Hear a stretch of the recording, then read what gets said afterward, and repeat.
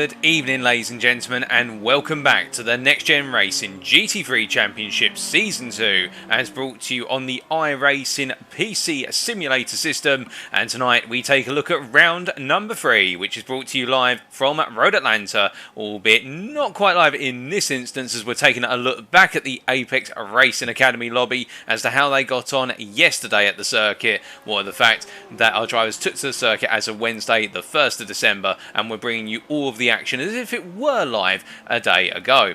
In the commentary box tonight, you have myself, Paul TX141 Walsh, and it's brilliant to be back here as we see our drivers take to the circuit, our 50 plus drivers getting ready to go racing. This series being brought to you, of course, by Next Gen Racing in collaboration with Apex Racing Academy, our primary sponsor for Lobby 1 in this series, what there being 2 lobbies. And many of you remember last night we took a look at how the Coach Dave Academy Next Level Racing lobby got on here, and it's only going to be more intense with even more drivers taken to the circuit tonight. Our schedule tonight is as follows. At 8 o'clock GMT, that's Greenwich Mean Time, or UTC, so in just under 14 minutes we'll be bringing you the qualifying session. 15 minutes to determine who will be on pole for the opening sprint race, which will immediately follow after, and that'll be the 15-minute race with no holds barred, no holds barred I should say, and 4 on action, and no strategy element whatsoever other than get to the front, hold the lead, and hold it till you cross the finish line and take the checkered flag. After that, we'll be bringing you the post-race interviews with our race winners in each of the 3 classes. Of course, we have the Pro class, the Pro-Am class, and also the Am class. And afterwards, we'll take a brief break whilst we're getting ready to bring you the feature race, which will be the 60-minute long race with the strategic element as well. And we'll be getting back underway for the feature race at approximately 5 to 9 tonight. Now, this broadcast is being brought to you over the course of 3 media platforms. Firstly, you have the Next Gen Racing YouTube channel, that is Next Gen Racing on YouTube. Alternatively, if you are a Facebook user, you can tune in using Facebook groups, that's facebook.com/groups/Next Gen Racing. And last but not least, if you're Twitch inclined, you can tune in at my personal Twitch channel, that is TX141 on Twitch. Now, as we see the drivers making their way around the circuit, let's take a brief moment to introduce our sponsor, and that is Apex Racing Academy.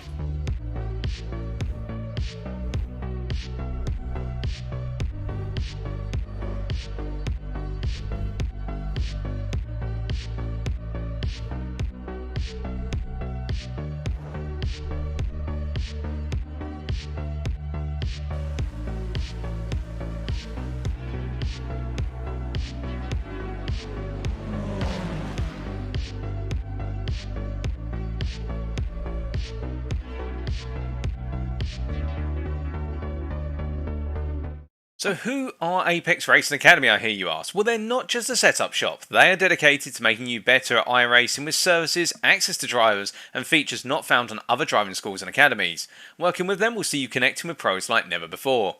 You can learn how to prepare for a race, build setups, improve lap times, and understand how to use telemetry tools, such as VRS. Every week they host multiple sessions where members can join the coaches and take advantage of group coaching sessions. And in partnership with SDK Gaming, all the data provided will be automatically synchronized directly to your PC. There's no need to go hunting for setup, replay or ghost files. The data is right there when you turn the simulator on.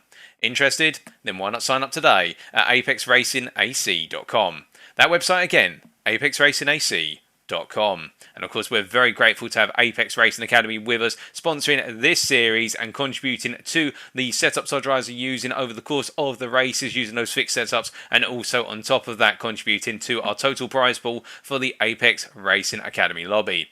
But we move from our primary sponsor to some sad news that occurred just before the start of this week. Now, for the uninitiated, Sir Frank Williams, or known in full as Sir Francis Owen Garbett Williams CBE, passed away on the 28th of November 2021. Now, for many, you'll be familiar with the name of Frank Williams, but for the uninitiated, he was not just a man, but he was a legend across motorsport, known most notoriously for Formula 1, his contribution to Formula 1 and his presence in Formula 1, but indeed a legend throughout motorsport for a number of reasons, which I'd like to divulge into you. Now, born on the 16th of April 1942 and seen his untimely end on the 28th of November 2021, Frank Williams is seen as a legend in motorsport because of the fact that He's a name which comes up time and time again as a demonstration of an individual who had the determination to continue on pushing against adversity and demonstrating the right determination and the will. You can punch well above your weight and continue to do so time and time again, even when you experience some of the biggest setbacks in your life.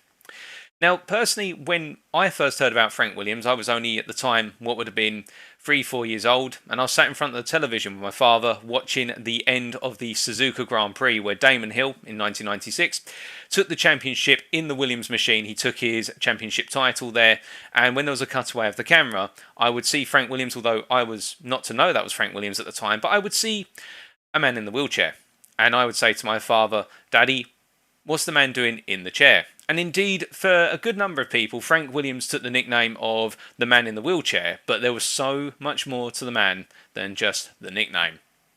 And I think it does a discredit just to call him by that nickname. Because as you can see here, Sir Francis Owen Garvert Williams was a businessman, racing driver and team principal. And in the image in the background you can see they're standing in front of one of the very early Formula 1 cars that he had the pleasure to work as part of the Williams racing team in his own name with. Frank Williams at a very young age was heavily infused with motorsport, and particularly quickly infused with the motorsport of Formula 1. Starting off as a businessman, he would go into the motorsporting world, taking his enthusiasm to become a racing driver.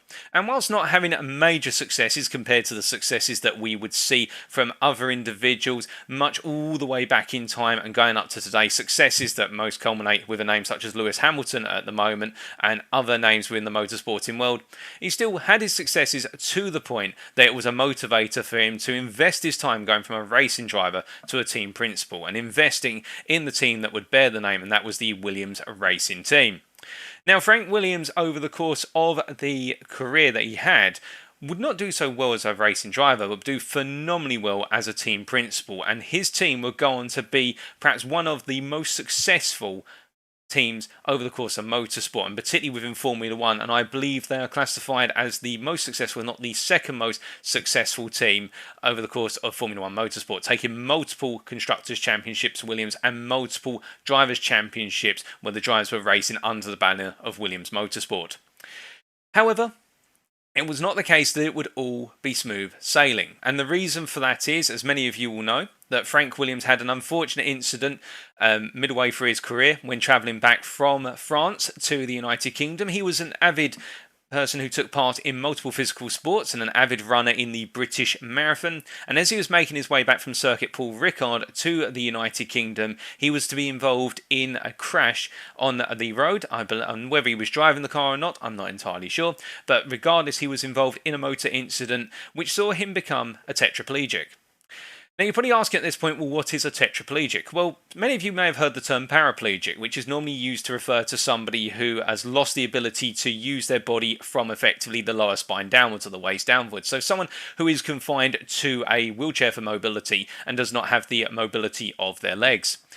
Tetraplegic is someone diagnosed with a condition whereby they've not just lost the ability of the lower portion of their body, but it extends to the upper portion of their body as well, extending to the upper chest and also out to the arms. So as a result, you can imagine that a tetraplegic has lost a good number of physical functions to the point that it is entirely life-changing. As if paraplegia is not enough, tetraplegia is massively life-changing, and not to discredit the two conditions, but just to give you a feel of what tetraplegia is as a medical condition. Now, when Sir Frank experienced that incident and was told that he would become a tetraplegic, it was expected that at the time he would not have long to live, and indeed he wanted to fight on, regardless of what he was told by the medical experts. Now, at the time as well, it should be pointed out that the life expectancy for someone who received tetraplegia as a medical condition, the life expectancy ranged somewhere between 10 to 15 years. Well, given his passing in 2021 and the fact that Sir Frank Williams was diagnosed with tetraplegia well before the 10 to 15 year window dates back from 2021, so we're looking well before the 2000s. He would go on, and I believe this is the case, the record stands at the moment, he would go on to be the oldest living tetraplegian according to records, and passing away at the age of 79, outliving expectations despite his medical condition. And that in itself is a major demonstration of the willpower and the motivation to carry on despite all odds, as demonstrated by Sir Frank Williams. But it's not just that. And he was not just a businessman, a racing driver and a team principal. He was also a father, as depicted here in the image where you can see him sat alongside his daughter Claire Williams, who would eventually go on to take over the Williams racing team as Frank decided to retire from the team principal role and hand over to his daughter, carrying on the succession within the family and the success within the family. But he was also a friend and a mentor, not just to his colleagues within the Williams team, but also the drivers and to other individuals within motorsport who looked up to him and saw him as the definition of somebody, even in his darkest days, could push on and show people just how you could dig so deep in order to carry on.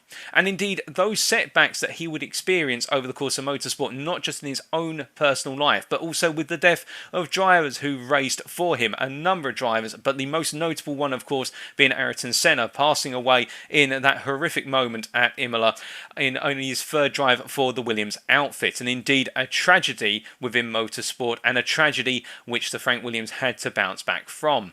But it is his ability to bounce back from tragedies in both his own personal life and also out on the circuit, which gave him a reputation for someone who was, at the very end of the day, determined to carry on regardless.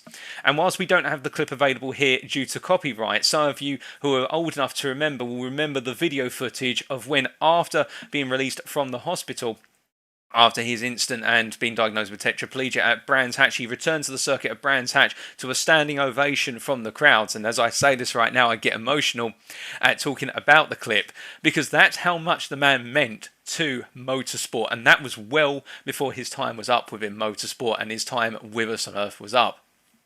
If I can leave you with one standing thought, and the image shown here, which shows you how much of a father, a friend and a mentor he was to people, you can see an array of individuals there stood behind Sir Frank Williams as part of the photo shoot in front of an older generation at Williams Formula 1 machine and a newer generation Formula 1 machine, with the likes of David Coulthard, Claire Williams, Paul di Resta, Martin Brundle, you name it, and I believe that's even Jason Plato, a second on the left there. It is the case that Sir Frank Williams was a father, friend and mentor to so many people, because he was an individual who could be approached. Whilst he was in the die-hard sport of motorsport, he was also there to talk to people and always open to talking to people. And I think the most notable quote comes from a rising star in Formula 1, George Russell, who looked upon Sir Frank Williams as a friend and a mentor, and the reason he's in the sport today, and is so grateful for his opportunity to race the Williams outfit and to have picked up his seat at Mercedes F1. Because without Sir Frank Williams, a lot of people would not have their careers in motorsport, would not have had the determination to become fans of motorsport and stay with motorsport, and indeed he was a massive inspiration to us all. And that's why, with his passing on Sunday, it's a very emotional one, but at the same time one where I think we can all look back in our own time and think upon the man who was a businessman, racing driver, team principal, father, friend and mentor.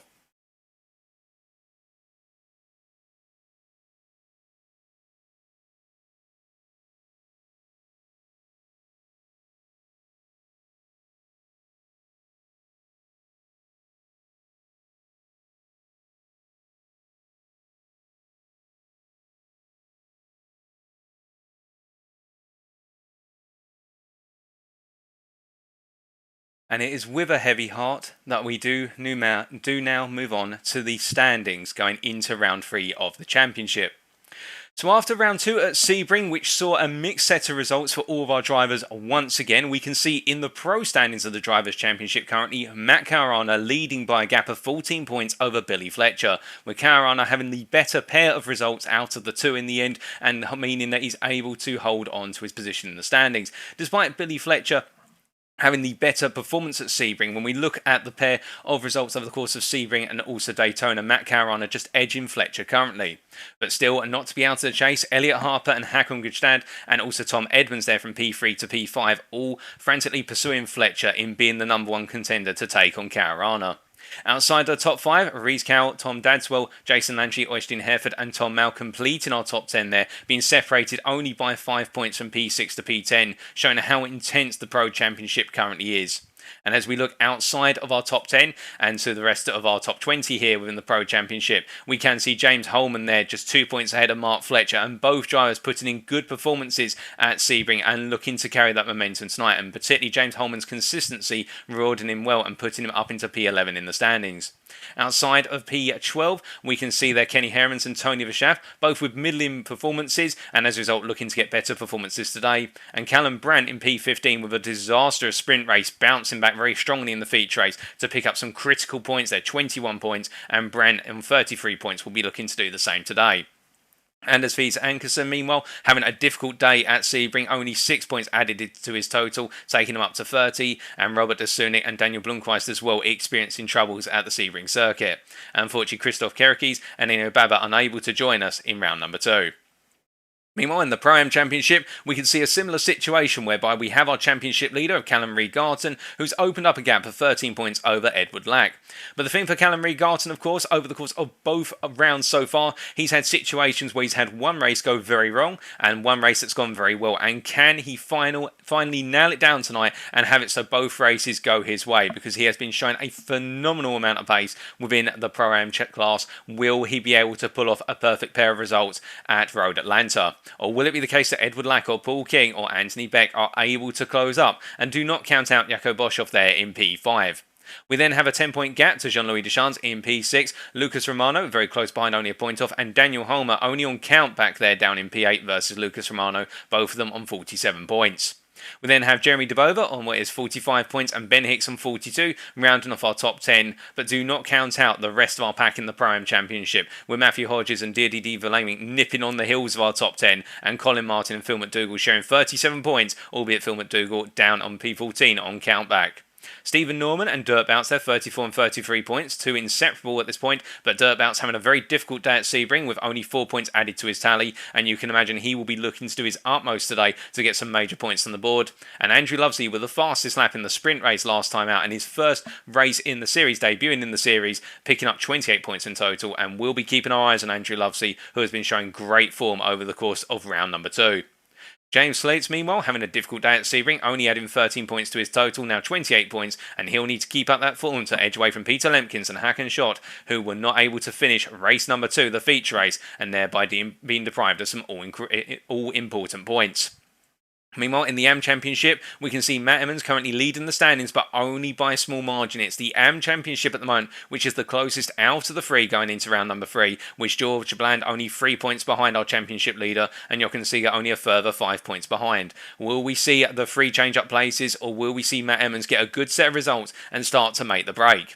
Stefan Tim Koopmans and Arjen Kregel, meanwhile, completing our top 5 there, with Kregel on 59 points and being hounded by Stefan Gamble Rasmussen, Alexander Batak and Gus Franken, and also Morten Oosterhuis. And Navarro Debova there in P10, putting in some good performances in the opening round, but struggling it would seem at Sebring, and now on 53 points, he'll be looking to try and bounce back tonight to get himself well back inside the top 10 and trying to edge himself into the top 5, because we know the youngster's got a lot of pace, he just needs to unleash it. Outside of our top 10, we can see Kurt Van Hoornacker there on 53 points, a good points haul at Sebring, 28 points adding to his tally, and Matthew Addy putting in a good performance as well to make up for a difficult day at Daytona in round number 1. Peter Coopers, meanwhile, in P13, 27 points, not able to finish the feature race with a retirement, and Arjan Bakker there getting some good points on the board after a dismal day at Daytona, building up to 26 points, giving him a 4-point gap to Jurgen Nockert, and we can see Ronald van Utrecht not able to pick up any points by not being able to take part at Sebring, and Peter Dombrek getting his first points on the board with his result in the sprint race. As we look to the team standings, meanwhile, we can see that currently it's Luxim24 with MMV Esports there leading at this point in time on 161 points, only a 2-point lead however over RD Simsport, and then we have a further 10 points down to Apex with MMV Esports there in P3. Ignium Spark and Altitude Esports continuing their pursuit to the top 3, particularly Ignium Spark, only 2 points off of Apex with MMV Esports, and we can see outside of the top 5 a pursuit continuing for that P5 position with Team RTA there only 5 points off of Altitude Esports, and Next Gen Orange and CXR Project Black both on 120 points, and McChallenge BE2 and Switchback Motorsport there on 119 points each, and it's Countback which has determined their positions in the championship so far. The results today could have really changed the perspective. But outside of the top 10, NXTGEN Blue are leading outside of the top 10 there and looking to get themselves into the top 10 tonight on 117 points, with Ignium Motorsport and Team Tetra Rouge there in hot pursuit. And I believe that is a mistake on the calculator, with Ignium Motorsport being listed as 104 points. I believe they've got a couple more than that, otherwise they would be behind Team Tetra Rouge. Delta Motorsport and RD Simsport 2 there, very close together as well. And outside of the top 15 McChallenge B1, the unfortunate McChallenge team at the moment, the team that really seems to be having the worst of the luck, they'll be looking to try and get some good results today at Road Atlanta. Ignium Blaze, TRN Blue, TNR Red, and also SVPMR completing our top 20. And then outside of our top 20, we can see the three teams of TRN Orange, Ignium Motorsport Phoenix, and last but not least, DDR, where DDR, of course, represented by their sole driver of what is Reese Carroll. He's trying to carry the team up the standings. Will he be able to bring them up into the top 20 today? Well, our circuit where this all takes place today, of course, is Road Atlanta in Braselton, Georgia, USA, and the 12-corner circuit, which needs no introduction for its high-speed, high-intensity nature, high-flowing nature, with this image provided us by simracingwiki.com. And let's take a look at a reference lap for your viewing pleasure, as brought to you by Matt Emmens. So making his way down towards turn 1 here, coming into the braking zone and making his way down to third gear and stamping on the throttle just as he's about to meet apex before pulling the car to the right side to fly into left-hander at 2.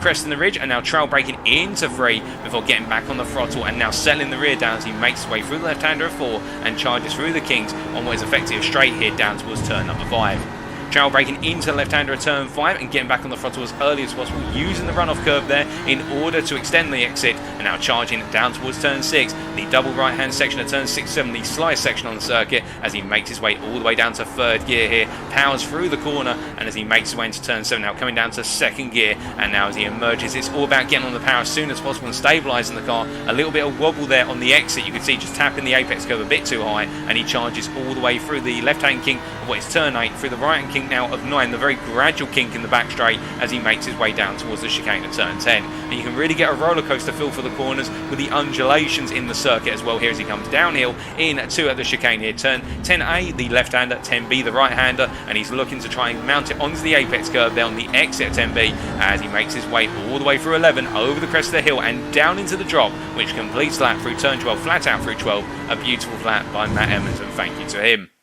Now, as for our rules tonight, the same rules as what we've seen over the course of the last 2 rounds. The only difference today is that our drivers shall be running the iRacing medium downforce setup for the races. Without further ado then, ladies and gentlemen, let's head to the live pictures where qualifying is currently underway. And as we clear our screen right now, we can see with just under half the qualifying session to go at this point in time, it is currently Luke McKeown who is leading in the qualifying session for the pros and overall with a 1:18.546, and he has got a gap of what is 3 attempts per second exactly to Reese Carroll at this time, as our drivers are just trying to put in their laps as rapidly as humanly possible.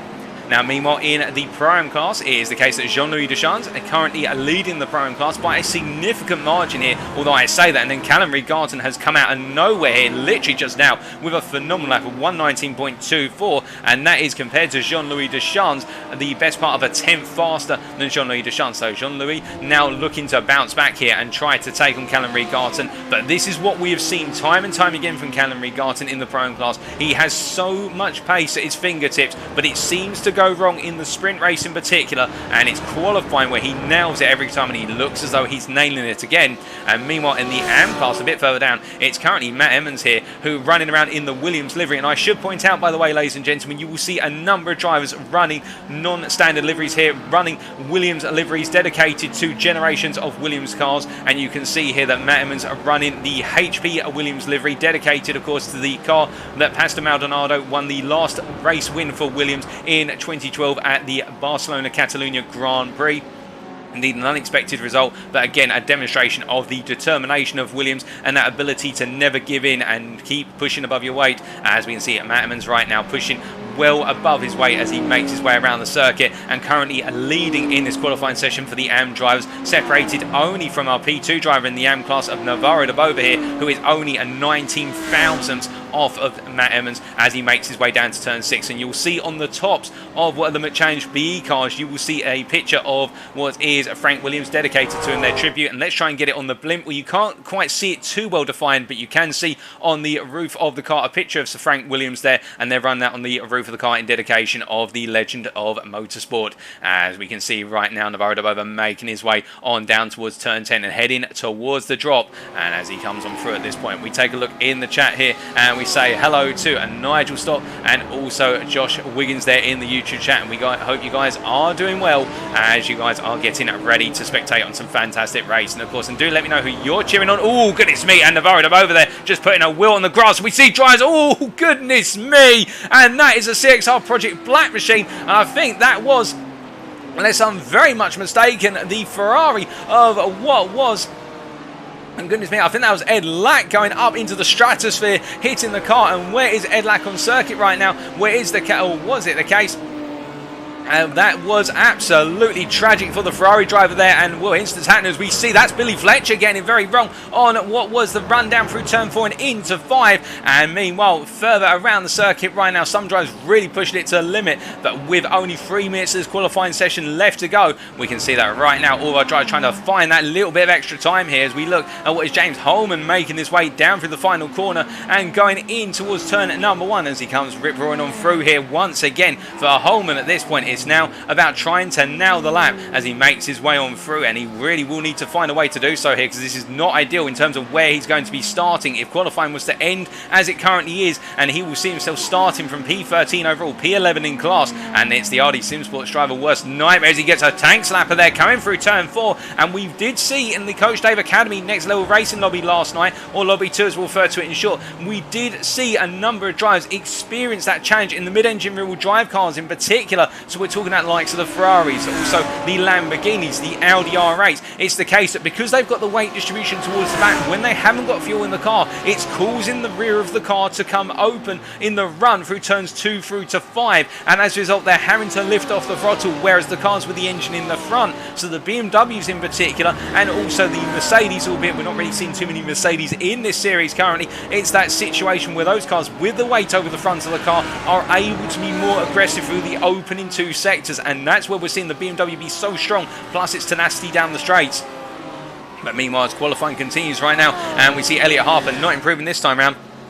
We can see Reese Carroll there jumping back to the pits as all of our drivers continue to make their way on around right now, and as they do so here, more time on circuit for a good number of drivers as we see Daniel Blomqvist here making his way on down in what is the BMW, in the red BMW, as he comes roaring on down towards turn number 10 here. A bit of a side-by-side situation, but the Ferrari driver backing out there and deciding not to try and go for the lap, and indeed you want to take that nice wide line into the chicane there, maintain as much speed as possible. And the trick here as well, particularly through the chicane, is you want to be on the power as soon as possible and get the car turned on through.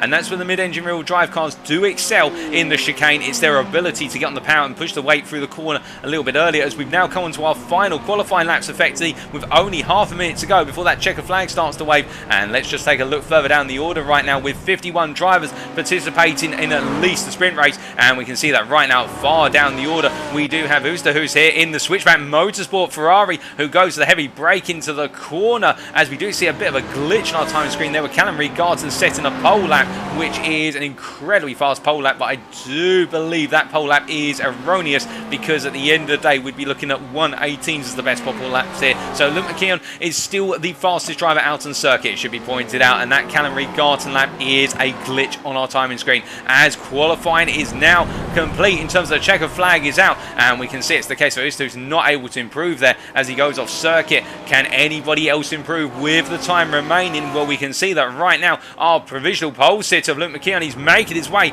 through what is the chicane, and he's backed off completely here. He's decided enough's enough, and I think he feels confident he's got poles. Hakon Gustav right now is making his way on down, and Hakon Gustav backing off there on the exit of 5 and the run down to 6. The McLaren driver not going to be improving this time, as we see Christoph Kerrick, who's meanwhile heading down the back straight towards turn number 10 here. Can he improve as he comes roaring on down towards the chicane? Can he get himself a bit further up the order? We'll have to wait and see as he comes into the right-hander and as he makes his way on, sorry, the left-hander I should say, right-hander from our screen, but it is a left-hander, and as he makes his way over the crest of the ridge here, can he get himself up onto the front 2 rows? He comes through the corner. It's not looking to be a major improvement, and as he crosses the line, he indeed does not improve. What about Elliot Harper? Meanwhile, Harper right now on the lap as he makes his way through the chicane here. Here's the case, the Luxim 24 with MV Esports driver here will need to try and do everything he can. He's coming into the pits. He's had enough. It's not enough in the end, as we do see that an improvement from Tom Mayle. Tom Mayle, the RD Simsport driver, moves up to P9 of 119.153 as we see Matt Caruana improves, but Matt Caruana with his weakest qualifying performance of the season to date, and he's only starting at P10 when all is said and done. But meanwhile, pole position in what is the Pro-Am class, I believe, has gone to Callum Reid Garton. And in the AM class, it has gone to Matt Emmens, who you can see parked up there in the midst of the cars in the pits. And as qualifying now comes to its conclusion, we now get ready to go racing for the 15-minute sprint race. And indeed, Matt Emmens and Navarro Dabova sharing a row on the grid. They'll be side by side, or if not, I believe they will be side by side when all is said and done, and for them it is definitely going to be a very tight and very tense to them as we now get ready to form the grid for the sprint race. So as the grid now forms, we wait to see our drivers here, and due to the volume of drivers, we will be doing a full warm-up lap. We will not be doing a partial manual double file rolling start lap. Instead, we will be doing the full lap of the circuit here to give our drivers the opportunity to warm up their tyres and get set as much as possible here. So let's take you through that grid whilst our drivers are getting set up.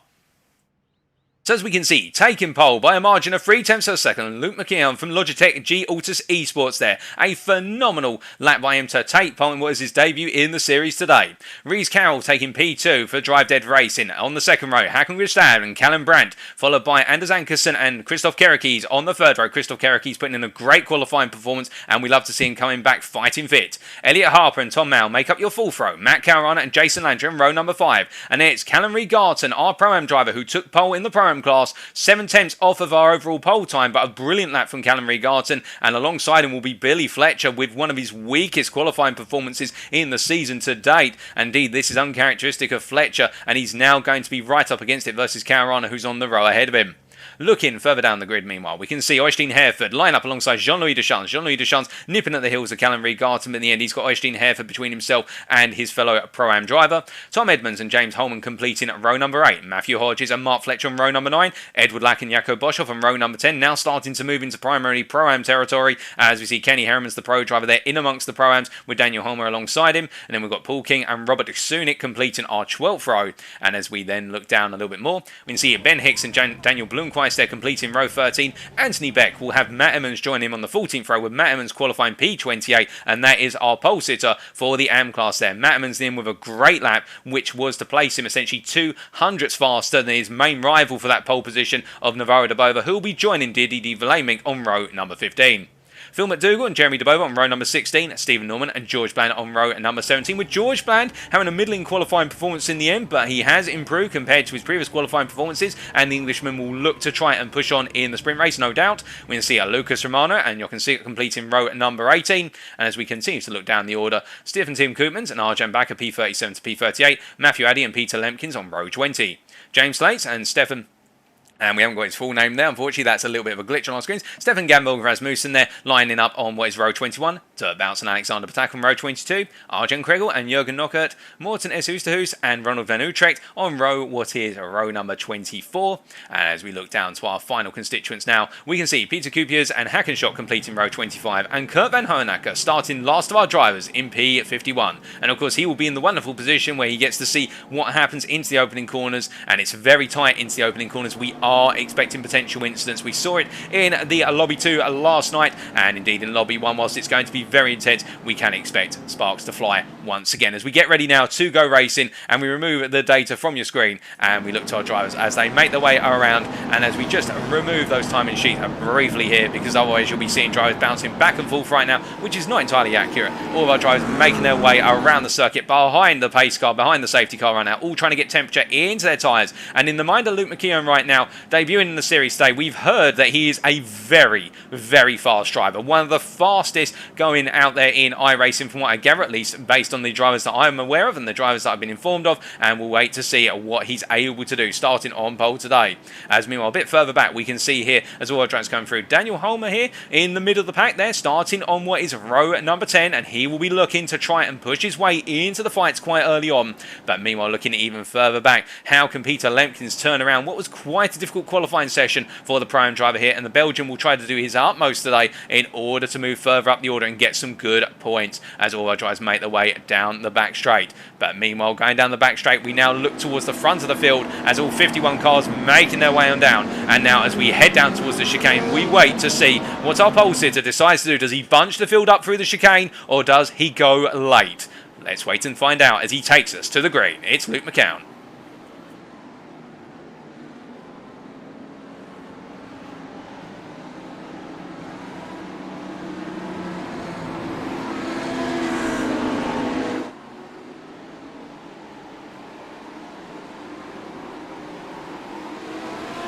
And as they emerge into the final corner here, he decides to go late as the Audi driver, and in doing so, he bunches the field up behind him. You can see Reid Garton tucked in, as we see it's a case. They try to go 3 wide into turn 1 here. McKeon takes the wide line as further back. All of our drivers make it safely through turn number 1, at least the top 20, as they come roaring up into turn number 2. And as they make their way in, we can see it's Reid Garton in contact there with Ankerson as they make their way through. Hakon Gestad also gets involved in the mix as we see some cars spiralling out. And as they all come roaring down through turns 3, 4 and up towards 5, it is the case we've had some major incidents, but most of our drivers continue to make it through there as we see Reid Garton joining right down in the midfield, and Anthony Beck gaining a lot of places here. Oh goodness, been a bit of contact there with Navarro de Bova, and Navarro de Bova knocked there as we see all our drivers starting to cluster up behind Navarro de Bova, and George Bland getting involved in the mix there as well, as we do see Matt Emmens having to back out massively. And looking further down, I believe that it might be Alexander Batak also in there as they all start to get back up to speed. But there's been quite a number of incidents, and all our drivers trying to come back together, as Peter Coopers was also involved in on that.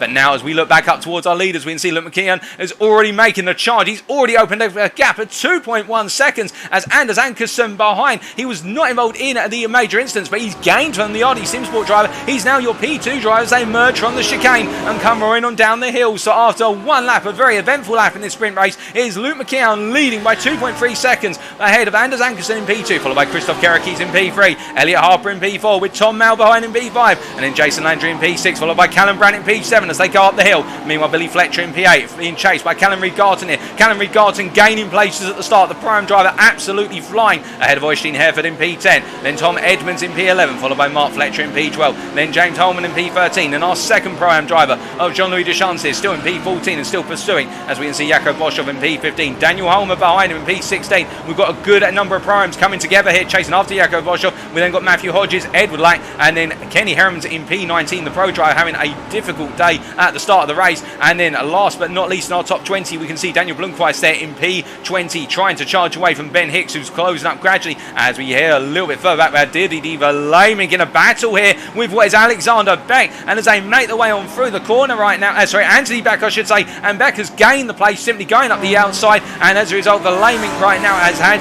to back out of things because that Audi not strong down the straights as they make the way charging down towards the chicane once again. But meanwhile, these guys are making their way down towards the corner, we are seeing further up front here, we can see Tom Mal trying now to get the move done on Elliot Harper. He was on course to go for it, but Elliot Harper defended into the chicane and holding position as they come rip-roaring through turn number 12 and head on to another lap once again. And as we ride on board here from Elliot Harper and look back from the Lamborghini driver's car here, fellow Lamborghini phasing in and out of existence as it makes its way into turn 1.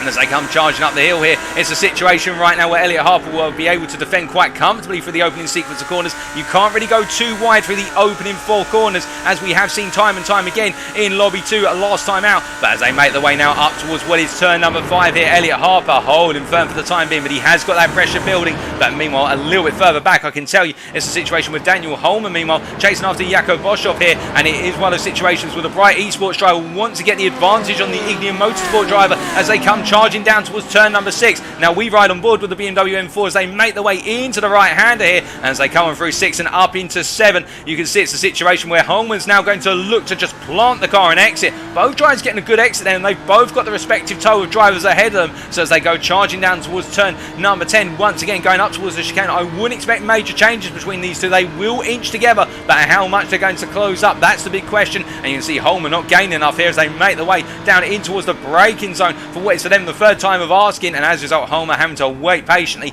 and wait for his next opportunity. But meanwhile further down the order, I can tell you that Jeremy DeBova here, after what was a difficult start, he's got Peter Lemkins, and also you can see that is back. Oh goodness me, there's contact between Lemkins and DeBova, and oh goodness, as we see Lemkins being shuttlecocked across the circuit, and an Audi, the Switchback Motorsport Audi, being collected along with another car there, and that was very, very unfortunate as Lemkins has jumped to the pits, and the Audi involved in that instant, that was Alexander Batak in the end, being clipped as the cars came wayward and across the circuit, the Ferrari and Batak into the pits. And indeed this circuit holding no punches at Road Atlanta, as we see our race leader make its way into turn number 6, and we can see Anders Ankersen continuing to hold on to that P2, the Dane holding off Christoph Kerekes right now, but they are closing up. As meanwhile a little bit further back we can see that Mark Fletcher has got past Oystein Hefford and is now up into P10 as the Altitude Esports driver, as they make the way out of 6 and in towards 7, and that BMW has got the pull down the straights to hold off the Audi. The Audi strong in the corners but not as strong down the long straights, even in the tow as they make the way heading all the way down. But meanwhile looking back up to the battle for P2, you can see Kerekes on the inside and Kassun on the outside here, and Christoph Kerekes going late on the brakes. They make their way through the corner here, and it does look as though Kerekes has gotten the move done. Christoph Kerekes up into P2, and as Ankersen right all over his heels right now as they make their way down into turn number 12, and as they roll on through here and make their way in towards turn number 1, and we ride on board here with the suspension of Christoph Kerekes here, and why would be on that camera angle I'm not 100% sure, but as we look to the cameras meanwhile it's a situation where we can see that Ankersen behind trying to put that pressure on, but he's not able to for the time being as they make their way on through the sequence of corners as they flow on down here. It's that situation right now where Ankersen will just simply need to stay as close as he possibly can and make his way up towards turn number 5, as meanwhile a little bit further back we can see Elliot Harper here with major pressure from Tom Mount and Callum Brandt behind as they come roaring down towards turn number 6, and as they make their way on through we can see it's Tom Mount under huge pressure from Brandt as Brandt goes to the move on the inside into 6, and I think Mount saw that coming from a good mile away, and as a result has decided, you know what, I'm not going to go for it, as the Tinder BMW now makes its way through turn number 7 and charges down towards turn number 10, and indeed flaming hot as that BMW as they come roaring on down towards the chicane, and you can see the gap already that Brandt is holding over Mal as they make their way down the straight, but meanwhile we can see that Mal looking for a potential move here, but he's a long way back. Unless he's going to go for it very late on the brakes, he's not got the overspeed, so he's going to have a massive run on the brakes, and as a result he's not able to close up behind. We can see Billy Fletcher tucked in behind Jason Landry, and look who's behind these guys. Callum Reid Garton holding on to that P9 right now, and meanwhile ahead of them Billy Fletcher going for the move on Landry as Landry goes to the natural racing line, and Fletcher says, well, don't mind if I do, I'll snake my way up. And meanwhile Callum Reid Garton backing off there on the inside and letting the pros go on through as Landry's under pressure from Mark Fletcher. Fletcher gets it wrong on the inside there and clips Landry. Both drivers are off and places are lost massively for the pair of them as all the field now comes roaring on through. Kenny Heremans will no doubt gaining from this as the RP Motorsports Experts driver now makes his way into turn number 3 and gains 2 places for the price of 1 corner, and they all come roaring on through once again. But whilst this has been happening further down, I can tell you that Jochen Siegert meanwhile currently P5 in class in the AM class and P31 overall is putting pressure on the Switchback Motorsport machine of what is Stefan Gamborg Rasmussen as they make their way up the hill. We're only halfway through the race as of now. We've still got plenty of racing to go, and indeed this race has been anything but predictable, especially in the midfield. There have been incidents at every corner, and right now Siegert is trying to close up to the Ferrari ahead of him, but this is not where he's going to gain. He will gain later on in the lap as they make their way through turn number 5 and head over the crest down towards 6. But as they make their way on down right now, it's the case that he's a bit too far back to gain, and as a result we'll have to be patient. But meanwhile Kurt van Hernacker He just found his way past Ronald Van Utrecht, and I do think it's the case of Van Utrecht just lifting out there with a damaged car, and Van Utrecht just trying to bring that car home and bring it home safely to give himself some sort of positioning for the purposes of what is the feature race. But Van Hernack having a difficult run there out of turn 7 as we see the P36 and P37 drivers going toe-to-toe. But in the end, I do think the McChallenge BE2 driver is going to hold on, but it's a long run down the straight here. Now, will we see Van Utrecht come back at him as they make their way down? Well, he's on the inside as Van Utrecht. He's going to go for it, as they make their way into the corner. Can he get it done? He backs off too early on the brakes compared to his opponent, and as a result, they're going to stay as they are for the time being. As meanwhile, a bit further up the road, I can tell you that it's one of those situations where Arjan Bakker right now will be feeling the pain of Phil McDougall trying to close up to, and of course Phil McDougall, the Pro-Am driver, versus Arjan Bakker, the Team Racing Netherlands driver in the AM class here. Arjan Bakker P3 in class, P28 overall. Navarro Dabova just ahead of him here, the best part of what is 1.5 seconds ahead, and Navarro chasing after Matt Emmens. But where is our AM leader, you ask? Well, he's here right now, and he's having fun driving alongside Mark Fletcher, albeit letting Mark Fletcher through, with Fletcher and Landry, of course, having that instant into turn one, with Fletcher losing the car and taking Landry with him by the looks of things from our camera angles, as we see Matt Emmens just moving out the way of the other class drivers here and making sure not to lose time battling with drivers he doesn't need to battle with, as they make their way down towards what is the turn 10 chicane once again. But looking from further down the order to further up the order, I can tell you that Christoph Kerekes still holding onto that P2, but Anders Ankersen all over the back of him here, the Delta Motorsport driver, trying to hold on with 5.5 minutes remaining. But it does look as though the two of them are equal, and the Kerekes just has a little bit of an advantage in terms of speed in the BMW, which is what we would expect from the German machinery. Meanwhile, the German machinery behind him of Anker Andersen's Porsche, one of those corners, of course, where one of those cars, I should say, of course, where it's very strong through the corners, but lacks the top end speed, and as a result has to rely on acceleration out of the corners into the mid gears in order to gain an advantage. And behind these guys, Elliot Harper still holding off Callum Brandt here, doing a good job of holding him back. I do think at this point Callum Brandt is sizing him up as we ride on board here with our P5 driver Callum Brandt as he makes his way through turn number 7. Now he's got a good exit here, but we can see that Harper having the better exit out of the two of them as they make their way down towards turn number 10. I don't think you're going to be seeing a potential move this time unless I'm very much mistaken, but Brandt way too far back and instead just having to wait for that opportunity as they come roaring on through, and as they make their way down towards the braking zone.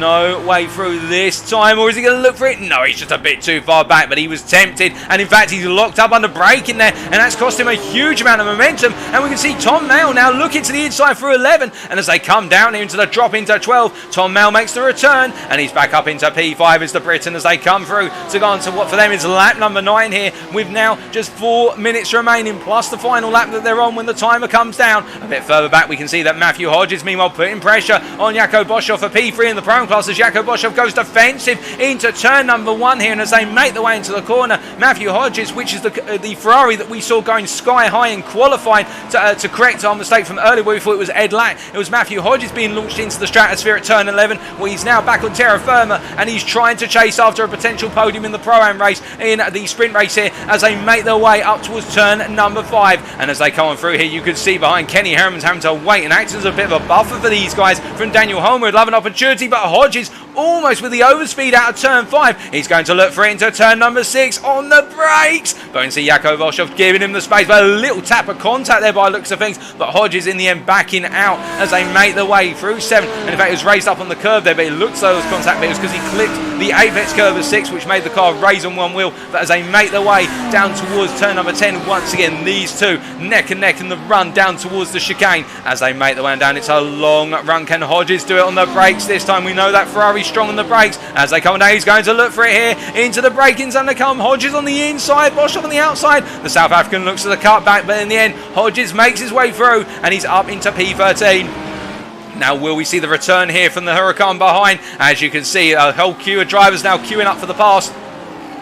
No way through at the moment. As they come on down, you can see Kenny Herman's also trying to get into this thing, trying to signal, I think, to Jaco Boshoff, if you don't get a move on, I am going to try and make a way past as they come on through. But meanwhile, what on earth has happened to Christoph Kerekes? He's had a spin here. He's off circuit and just parked up. And I believe, unless I'm very much mistaken, that's Anders Ankersen as well, who has jumped to the pits. Goodness me, so those two have come together in the run over the hill into turns 2 and 3 from what I'm hearing. We can't look back at that, unfortunately, due to technological limitations, but that means now that Tom Mayle is currently in P2 and behind him Callum Brandt in P3 as we see Billy Fleck. Oh goodness me, and what's happened to Elliot Harper?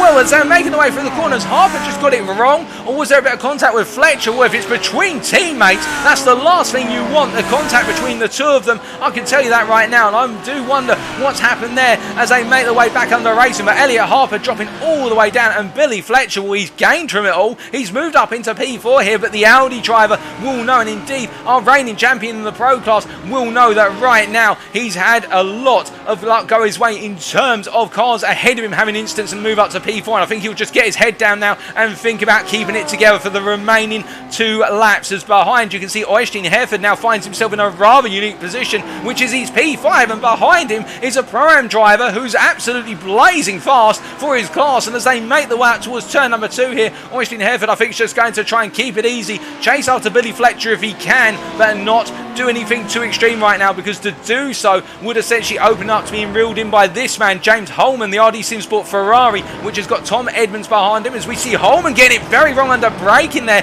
he had a bit of snap oversteer there under braking from the rear and just did not want to settle down. It caused the car to then understeer under braking into the apex, and as they make their way into 6th, I think Holman and Edmonds might be on the radio to one another, or the team boss will be on the radio and saying to them, okay guys, we might need to make you guys do the switch as they make their way through, because they can see a position ahead of them which is not too far away, but they have got Callum Reid Garton to deal with, although Garton, to be fair, would likely move out the way if they come roaring on through, but we'll have to wait and see about that. As meanwhile Callum Brandt in P3 looking for that potential run, the other RD Sim Sport car of Tom Male, and Male just holding position as they make their way through turn number 10. Meanwhile Callum Reid Garton moving out the way there as Holman and Edmonds come on through there, so Callum Reid Garton's seen the issue before it arises to be an issue, as the leader has gone on to the final lap. Luke McKeown has taken us onto that final lap, as meanwhile we continue to watch the battling further behind, and we see, oh goodness me, and Daniel Holmer involved in an incident. I think that's Ed Lackey's been involved in a moment with. Now, did Holmer lose the rear of the car at the chicane? Well, Lack's pressing on here, so I think it may be the case that Holmer lost it, and then Lack's just got caught up. He hasn't had the space to move out the way, but meanwhile you can see further back that Holmer now back under his own pace. He's got Mark Fletcher behind the Pro-Am, and Mark Fletcher, the Pro, of course, tucked in behind it, acts as a bit of a buffer, as behind them you do have Anthony Beck and also Paul King, both in the Pro-Am class here, trying to push on as they come charging over the hill in the Royal Air Force livery there on Anthony Beck's car. Does not go unnoticed. Beautiful livery as he makes his way down the hill and towards turn number 5, but as they make their way on through right now, through the run towards 5, it's a situation where I do feel that they're starting to stabilise, as we see Fletcher getting it very wrong there on the apex of turn 5 and yielding the positions. Does the Pro try, and I think the damage on that BMW is hurting him massively, as we see King going for the move up the inside here of what is Beck as they make their way through the corner. But meanwhile, coming out of the final pair of corners is our race winner as he comes on through turn 12, leading him by 8 seconds. It's Luke McKeown, who on his debut takes the win in the sprint race overall and in the Pro class, and it will be P2 to Tom Mayle as he just pips Callum Brandt to the line. Callum Brandt P3, and Billy Fletcher brings home a P4 ahead of Oystein Hereford in P5, Tom Edmonds P6, James Holman P7, and Callum Reid Garton is your winner in the Pro-Am class ahead of Jean-Louis Deschamps and Matthew Hodges just behind them, as Jaco Boschel comes home P11, Kenny Heremans P12, Daniel Blomqvist P13, Ed Black P14, Daniel Holman P15, Paul King 16th, Anthony Beck 17th, and Matt Emmens meanwhile comes through to take the win in the AM class. A brilliant drive from Matt Emmens to keep his head down and get the job done, and P20 was Dirty Diva Lamek as he crosses the line. Stephen Norman P21, Robert Asunik P22, and then we can see a bit further down Phil McDougall P23, Navarro de Bova P2 and P24 overall. P2 in class, Stefan Gabor Rasmussen taking the podium in the AM class to P3, Arjan Bakker and you can see it completing the top 5 for the AMs, and further down we've got Morten Esustus, Arjan Kregel and Matthew Addy completing our top 30. But now our drivers just gradually making their way around circuit, and I believe at this point some of our drivers just making their way around in formation in tribute to Sir Frank Williams. We're just going to go quiet as our drivers make their way home.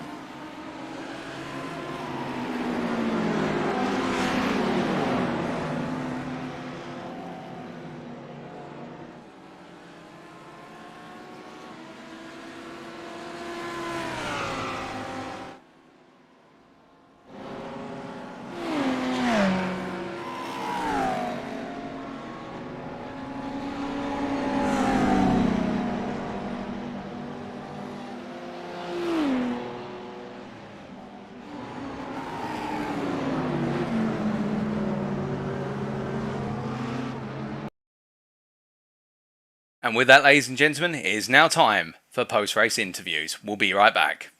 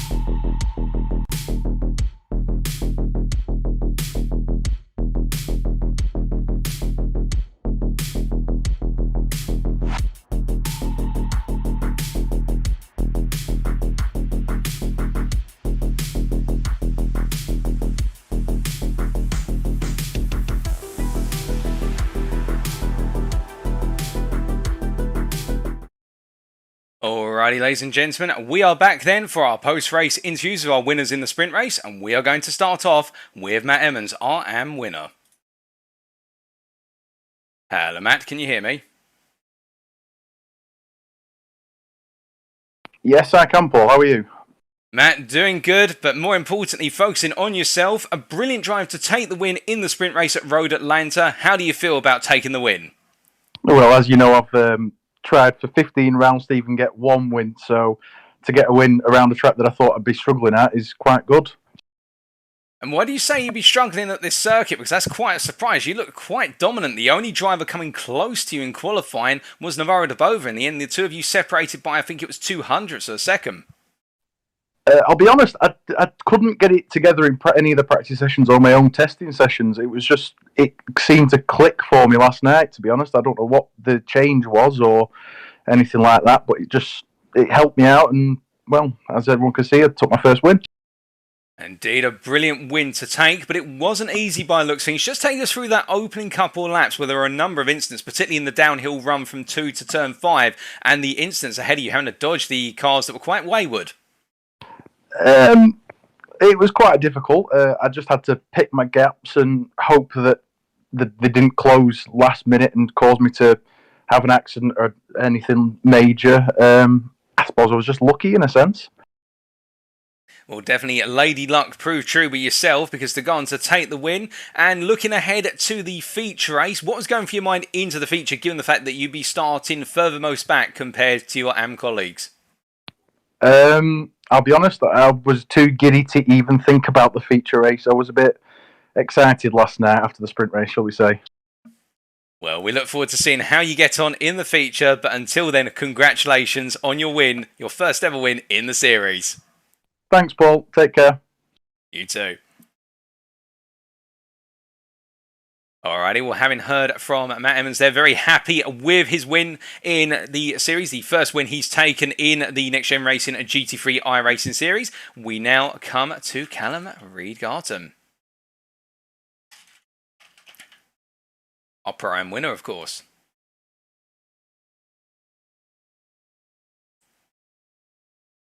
Welcome, Callum. Can you hear me?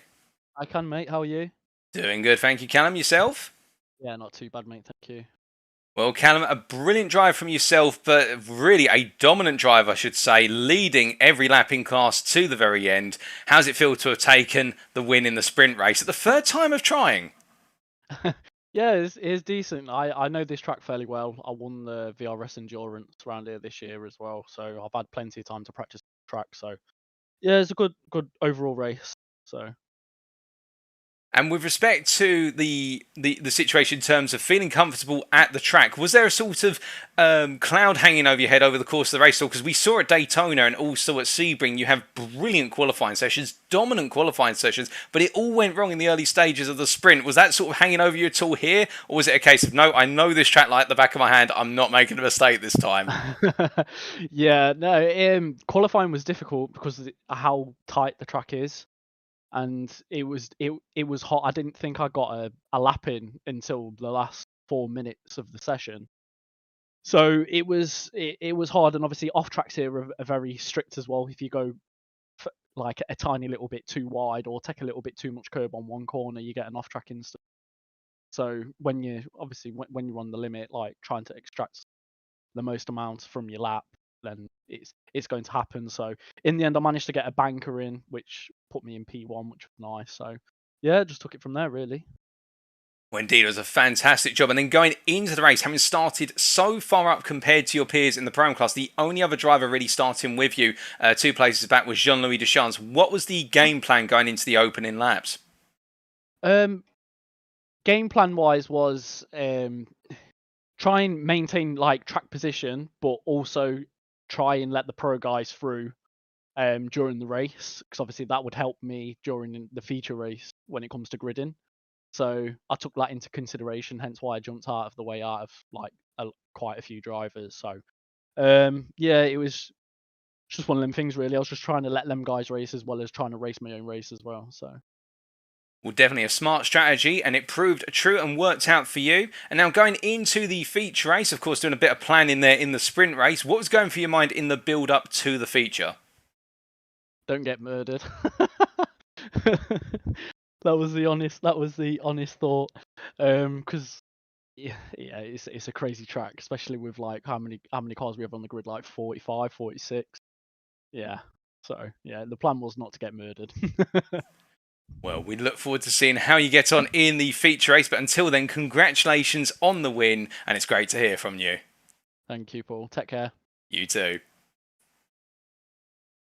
So here and there from Callum Reid Garton, very happy with his performance in both the qualifying and the sprint, and in the end qualifying using a banker lap and having to do it quite late on in the session, which is quite surprising because I know how strong his pace is, but still making it work. And now looking ahead to the feature race. And it's the third time of trying, of course, Callum Reid Garton breaking the duck on the third attempt in order to win the sprint race after 2 sprint races, which just seemed to never go his way, but this time it has worked out. Now, with regards to our pro winner, Luke McKeown, it is the case that we are potentially waiting on Luke here, but I do not think he's going to be joining us for an interview anytime soon. So what we're going to do, ladies and gentlemen, we're now going to get set up to take a look back at the feature race. We'll be back in approximately 5 to 7 minutes time, but bear with us. If we do catch Luke in the meantime, we'll definitely bring him in for an interview, but if not, we'll be back in 5 to 7 minutes time for the build up to the feature race. You won't want to miss it.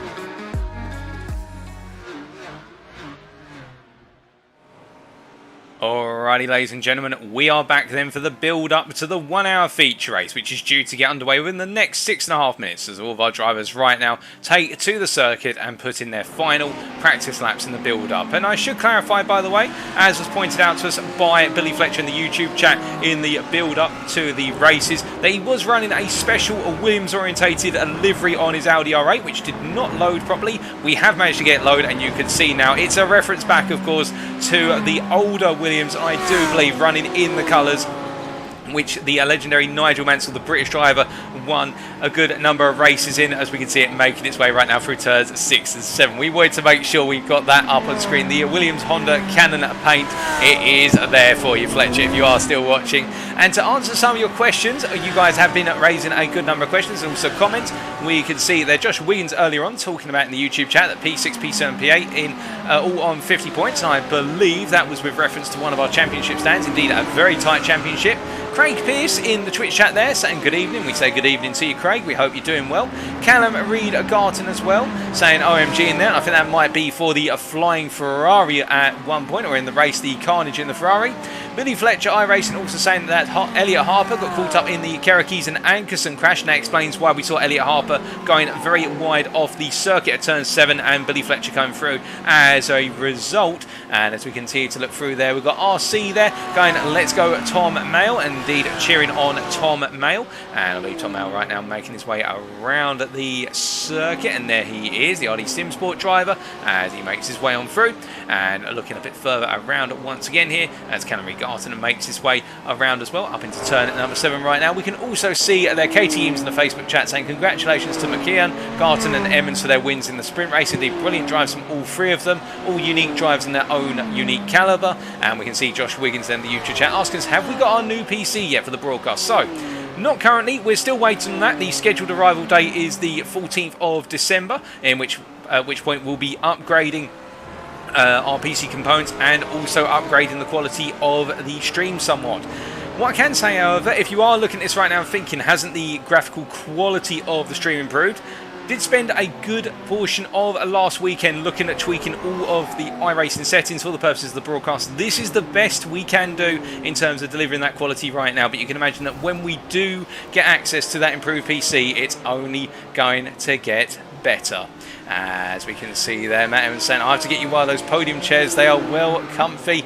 Oh, it would be nice to have one of those chairs, Matt, if you are buying. I'm not going to say no. Christmas is around the corner. Wink, wink. And we can also see there Callum Reid Garton saying, run sweet, looks a lot better than last time. And well, to explain why we are bringing you the Apex Racing Academy lobby as essentially a post-race, it's because the sheer volume of cars and the sheer quality and awesomeness of our drivers means that unfortunately my PC struggles to track all 50 plus drivers out of the circuit all at once if it is live. But meanwhile, if it's post-race, it's not as painful for my PC. So that's why we had to switch things around as we see the practice session that comes to end. And I'll stop talking about myself and focus now on the build up to the racing, of course, as now that strategic element is going to be all important, and indeed it is going to be a tricky one for our drivers to overcome here. Do they pit early, or do they pit late, or do they pit right in the middle of the race? That's the question. And we saw a variety of strategies play out over the course of what was the feature race in the Coach Dave Academy and Next Level Racing lobby, and we'll talk about those after we've covered the grid.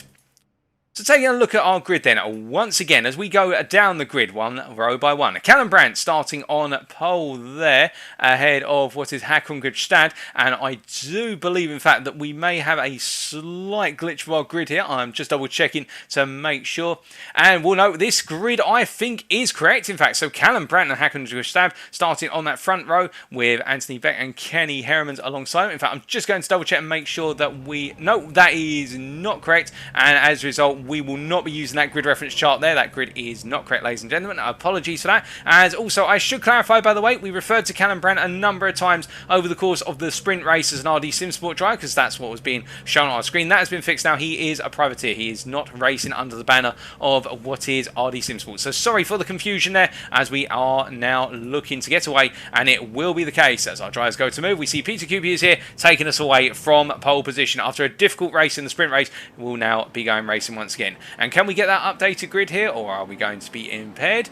And we will not be able to bring you a full grid rundown, so as a result, we're going to leave that. But Peter Kupius and Jeremy DeBova starting on that front row after both having disastrous races. And one thing to point out, ladies and gentlemen, I've just noticed Matt Emmens starting from the pit lane. I'm hearing that Matt Emmens has had some technical issues, so we will be seeing him start from the pit lane alongside Jakob Boschov. So both drivers are going to be starting right from the back, and particularly for Matt Emmens and Jakob Boschov as well, both of them putting in good performances. But Matt Emmens, after the win in the AM class, he'll be starting from that pit lane. That is a painful outcome. He'll be right at the back as they'll both leave the pits once all our drivers have made their way past the pit exit coming out to turn 1 in the run up to turn 2. When the race kicks off, they will not be starting from the back of the field in the manual double file rolling start. It will be the case they're only allowed to join the circuit once our field have gone past the pit exit, and that is a disaster. As they make their way on around right now, we can see in the YouTube chat there a little bit of back and forth between the Ignium Motorsport guys and also Callum Reid Garton, which is great to see. Paul King and Ben Hicks we also say hello to, as we see Matt Emmens there with his hand over his face in the Facebook chat there about the technical issues they experienced. Indeed, the engineers needing to get in that car repaired, and what I'm actually hearing in my ear, they're having some difficulty with getting the engine turning over right now, and well, they have just managed to get him ready, going at racing once again. So as a result, he will be starting from the back. We'll have to keep an eye on how he comes on through. But as our drivers make their way down towards turn number 10 right now, and it will be Peter Kupius who dictates the rate at which we go to the green. The strategy element, we saw a number of drivers go for that very early pit stop, and the driver who made it work in the lobby 2 last night was Paul Walton. The pro driver pitted early and managed to undercut his way all the way up through the field into the top 5 finish in the pro class. Will we see somebody else do that, or will we see some drivers go long? We saw a lot of drivers go very long over the course of their opening stint with that 70% fuel in the car, and they have to take on fuel, but that's to be decided as all our drivers make their way down. And it's Peter Kupius who takes us away, the Belgian driver, as he makes his way through the chicane.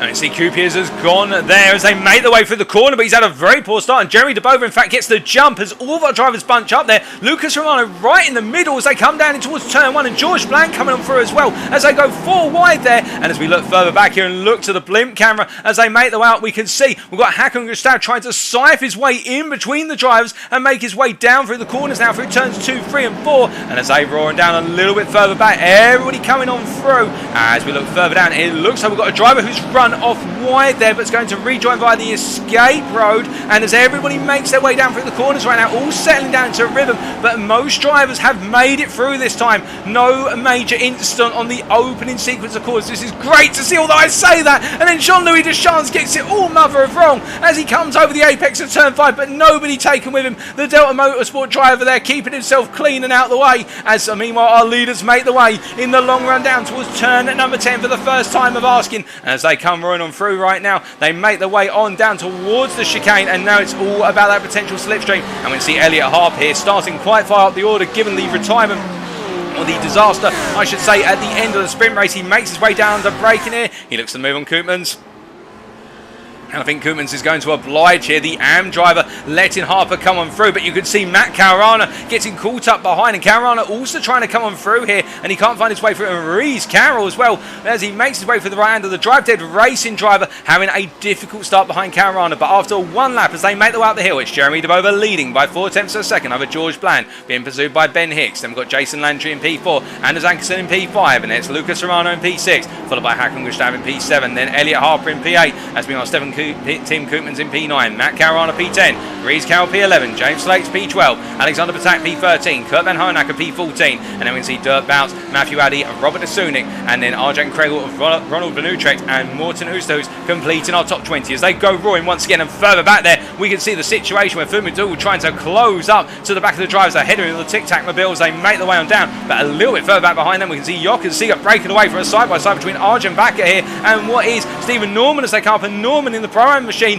making his way around the outside of Bakker, and you can see trying to come through as well as Daniel Blomqvist here as the Swede makes his way around the outside, and Holmer, the Bright Esports duo, they make their way along the straight here, and both of them costing each other time. As meanwhile further back there we can see the envelopment of what is Callum Brandt trying to charge afterwards Billy Fletcher in the run down towards turn number 10. They make their way on down, and further behind them we can see Tom Mount caught up in the battle with Ed Lack and also Oistin Hereford as they make their way down. And as they come down towards the chicane once again here, they make their way in 3 wide, but it is the case that Oistin Hereford ahead as Tom Mount keeps appearing and disappearing due to latency issues. And as he makes his way up through the chicane this time, they are as they were, although I say that it does look as though here that Matthew Hodge is under pressure, and going round the outside of him is Tom Edmonds, who gains the position there as the two drivers swap places. But meanwhile looking a bit further up we can see Billy Fletcher on the inside here versus Kenny Hermans, and as they make their way through the corner, Billy Fletcher holds the position up into P35. He's also going to look to go past DDD Verlaming as they make their way over the crest of the ridge. They come on through. Hermans also comes through with him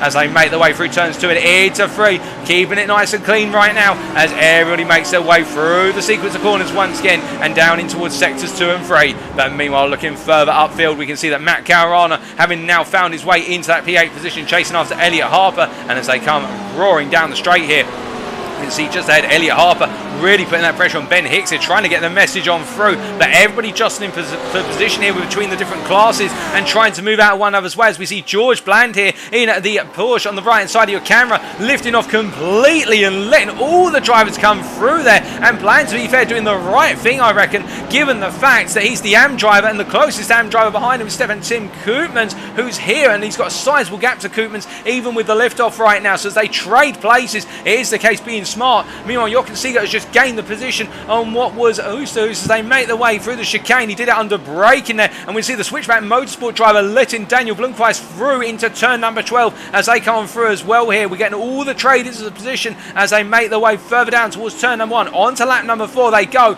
and as they come roaring on through at this point, situation building right now as they make their way up the hill and in towards turn number 2 once again. And we can see Blomqvist, he's got Oosthuis trying to put a bit more pressure back on him to try and get Jochen Seeger out the way to bring them back together, and that's the situation as well as they make their way down. And we can see Luminau trying to make his way up his side. Oosthuis, he's getting very close. Is the Audi driver here really trying to get things done and pushing hard right now as the Logitech GLTC Sports driver as he makes his way down towards turn number 6. He goes up the inside. Will he get it done? He looks through it, but the Switchback Motorsport driver's too far away. As further back we can see Stephen Norman here battling with Holmer. This is about for P27, P7 in the Pro-Am class. They come through the corners corners. We're in that Ankerson has taken the lead. The pro driver going past the prime of Jeremy DeBoer, but we focus right now on this side-by-side battle between the two primes as Billy Fletcher tries to get into the mix here. The pro driver wants to be clear of these two. They're going to go 3 wide down towards turn number 10, and as they make their way into the braking zone here, it's dangerous enough going 2 wide, 3 wide,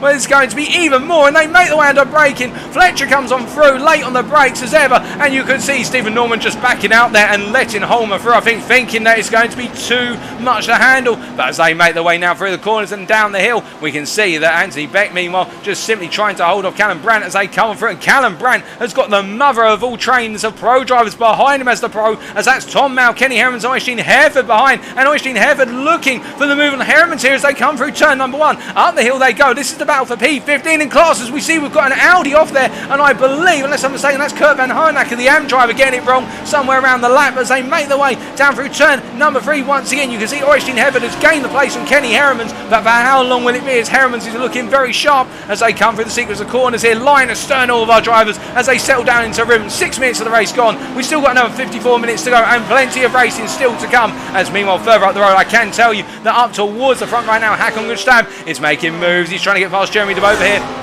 And the McLaren driver needs to, because he's got Elliot Harper chased after the position. You see Elliot there giving a flash of the lights, I think, to Jeremy DeBoer to say thank you to the Pro-Am for moving out of the way. And that's the case that Matt Caruana will need to find his way on through, and he does so rather rapidly. So these through, oh goodness me, and Caruana there in a side tap with Jeremy DeBoer, and Caruana is sent for a spin and rolls off circuit there. Now whether Jeremy DeBoer didn't see him or Caruana thought DeBoer lifted out there in the drop through 11, that's for the stewards to decide. But right now, Caruana, after what was a good start, has now dropped down to P18 as he crosses the timeline to go on to lap number 6. And you've got to feel for him right now, because that will be frustrating, and overtaking here is a major challenge in of itself as he now resumes racing. But meanwhile, Elliot Harper trying to build that pressure on Hakon Gustav as we ride on board here with the McLaren driver as he roars out of turn 5 and heads up towards 6. Now where can he look for the move? Well, right now he's not looking anywhere because he's too far back to go for it. But you can imagine what he'll be trying to do is get the best possible run out of turn number 7, because we know that McLaren very strong through the corners, and in the capable hands of Hakon Gustav, it literally flies everywhere. And as they make their way out, you can see the delta there with Gustav just getting the mother of all exits out of turn 7, leaving Harper 6/10 back, and now Harper in the slipstream, and with the power of that V10 Audi engine in the back of the Lamborghini Huracan, will gain gradually, but it's nowhere near enough. And as a result, he has to wait for another opportunity. And speaking of opportunities, here's an opportunity for Jeremy DeBoer to get some major points on the board as he makes his way through the chicane. But we can see that Ben Hicks behind, chasing after him right now. Ben Hicks, the Pro-Am driver from Ignium Esports, of course, as they make their way down towards turn number 12 once again here. Through the right hander they come, and as they make their way on through, no change between the two of them right now. But you can see Ben Hicks is getting closer and closer and closer, and as he breathes down the neck of Jeremy DeBoer into turn 1, neither driver looks for a defence or a move, but instead they wait. And I think what Hicks has got to do here, he's got to play this one smart. He's got a lot of race to go and wait and get into a rhythm here, because by getting into a rhythm, he will find the time. If he's this close in the run out of 7 down towards the chicane, that's where he'll make the massive gains. As we can see, they make their way through the sequence of Hinks in towards turn number 5, and it is the case that Hicks, the faster of the two drives, but now as they make the exit, that Audi is able to break away briefly as they make their way out towards turn number 6. It's to and fro, it's back and forth between these guys, lap after lap, as they make their way now out towards turn number 7, and as they rotate for the right hand here, you can see DeBoer high on the apex there, and that could be an opportunity for Hicks. As meanwhile, further down, I'm hearing that Phil McDougall letting through some of the pro drivers here, letting Luke McKeown through as they make their way around, and as they come on through, meanwhile, a bit further down the order, I can tell you, and James Holman here, the RD Simsport driver, tucked up behind what is Ustus as they come through the right hand of the Switchback Motorsport driver there in the AM class. He's all over the back of Van Utrecht here, and this is a bit of a difficult situation for the drivers behind as we see Van Utrecht, the RP Motorsport rookie driver here, trying to hold position. But as they make their way down the straight, the long back straight, you can see the double toe that the RD Simsport Ferrari's getting. He's looking for the move, is Holman here. He's pulled out late for it. He's going to go for the double, much like what we saw Fletcher do early on. Oh, goodness me! It's the case Van Utrecht gets heavy on the brakes. Callum Brandt taps the back of what is Van Utrecht, and as they make their way on through here, Callum Brandt losing out and tapping the the back, and that damage, I think it's only light damage, but he's got to be very wary of it, of course, because that damage is going to hurt the car massively. As we look further down, Stephen Norman has had a moment. In fact, Norman's got it all sorts of wrong. Coming over the brow, turn number 11, and into the pits goes Stephen Norman, and that is a disaster. Now, meanwhile, speaking of pits, how's Matt Emmens doing? Well, he's already up into P37 overall. That is P8 in class. He's gained 11 places overall so far as he makes his way around. But remember, he was meant to start at the back of the AMPAC anyway, a bit further up, but because of the technical issues, he couldn't. So he's come all the way from the back and is continuing to press on, is the Briton, as he makes his way now through turn number 5 and heads up towards turn 6. The next man in sight, Hakan Schott, but remember, Schott is the Pro-Am driver, so they're not in the same class and not battling with one another for points. But meanwhile, talking about drivers who are battling for points, we can see this battle for the lead in the Pro-Am class is continuing to build as they make their way over the crest here through turn 11 and down into 12. We ride on board with Ben Hicks as he takes us through turn 12 and onto another lap, onto lap number 9. Sweet Jeremy DeVover going for the defence here as they make their way into 1. And this is what we're saying with regards to going on the offensive here. Hicks just needs to get closer and closer, and every lap he does so, he will build that pressure, and then he's just then got to find a way through it or stay this close in the run down the straight, and he will be able to use the slipstream. But now, as we can see, Jeremy DeVover pulling away on the exit of 3. They come roaring down through 4, and in the long run up towards 5 here, it's all about balancing the car, and we know that Ferrari just a little bit more composed on heavy fuel compared to the Audi, but you can see the strength of the Audi as it exits the corner. That V10 deploying its beastly nature as they make their way into the right-hander of 6. Now, as they come on through here, it's the case that Hicks too far back this time, and he's going to have to wait for that opportunity. As meanwhile, George Bland, I believe, has just made the move on Stephen Tim Koopmans for what is the lead of the AM class, and Bland, in fact, has fallen back a little bit in terms of his overall pace. I think there's been a little bit of a moment with Bland, but he has found his way past Stephen Tim Koopmans. But this is the battle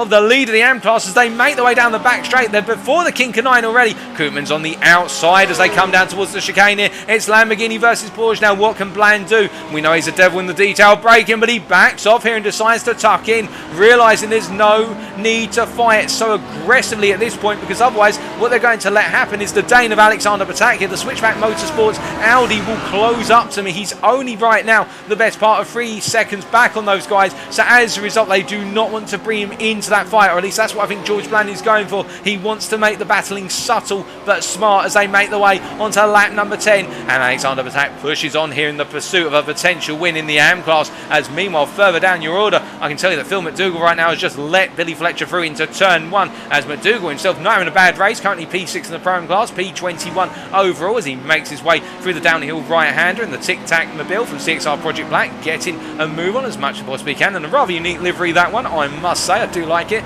as he comes charging on through. But enough of liveries, talking about the race in action instead. It's situation right now, I think McDougall's just having to get himself into the rhythm of this race. As further down the order, I can tell you that Kenny Herriman's continuing to chase after Tom Edmonds here, and speaking of Tom Edmonds, he's now trying to find his way past Morten Oosthuus as they make their way up towards turn number 6. He's going to go around the outside of the AM, and Herriman's trying to follow through here. Now, can Herriman's get this done? I believe he's going to look instead into the inside of 7, but it's scrappy here as Oosthuus returns to the racing line, not seeing the RP Motorsports Experts driver come charging on through. But meanwhile, further up the field, I can tell you that Jeremy DeBover and Ben Hicks almost just traded places into the chicane. This is the lead of the Pro-Ams, and as they make their way through once again, these two literally not giving quarter as they come up towards turn number 1 once again. Only 13.5 minutes of this race complete so far, and already the battles are continuing to ensue. As we can see now, DeBover just trying to make that break once again over the crest of the ridge and down through turn number 4 and up towards 5 he rolls. As meanwhile, further back it is the case that we're all good as we, and George Bland,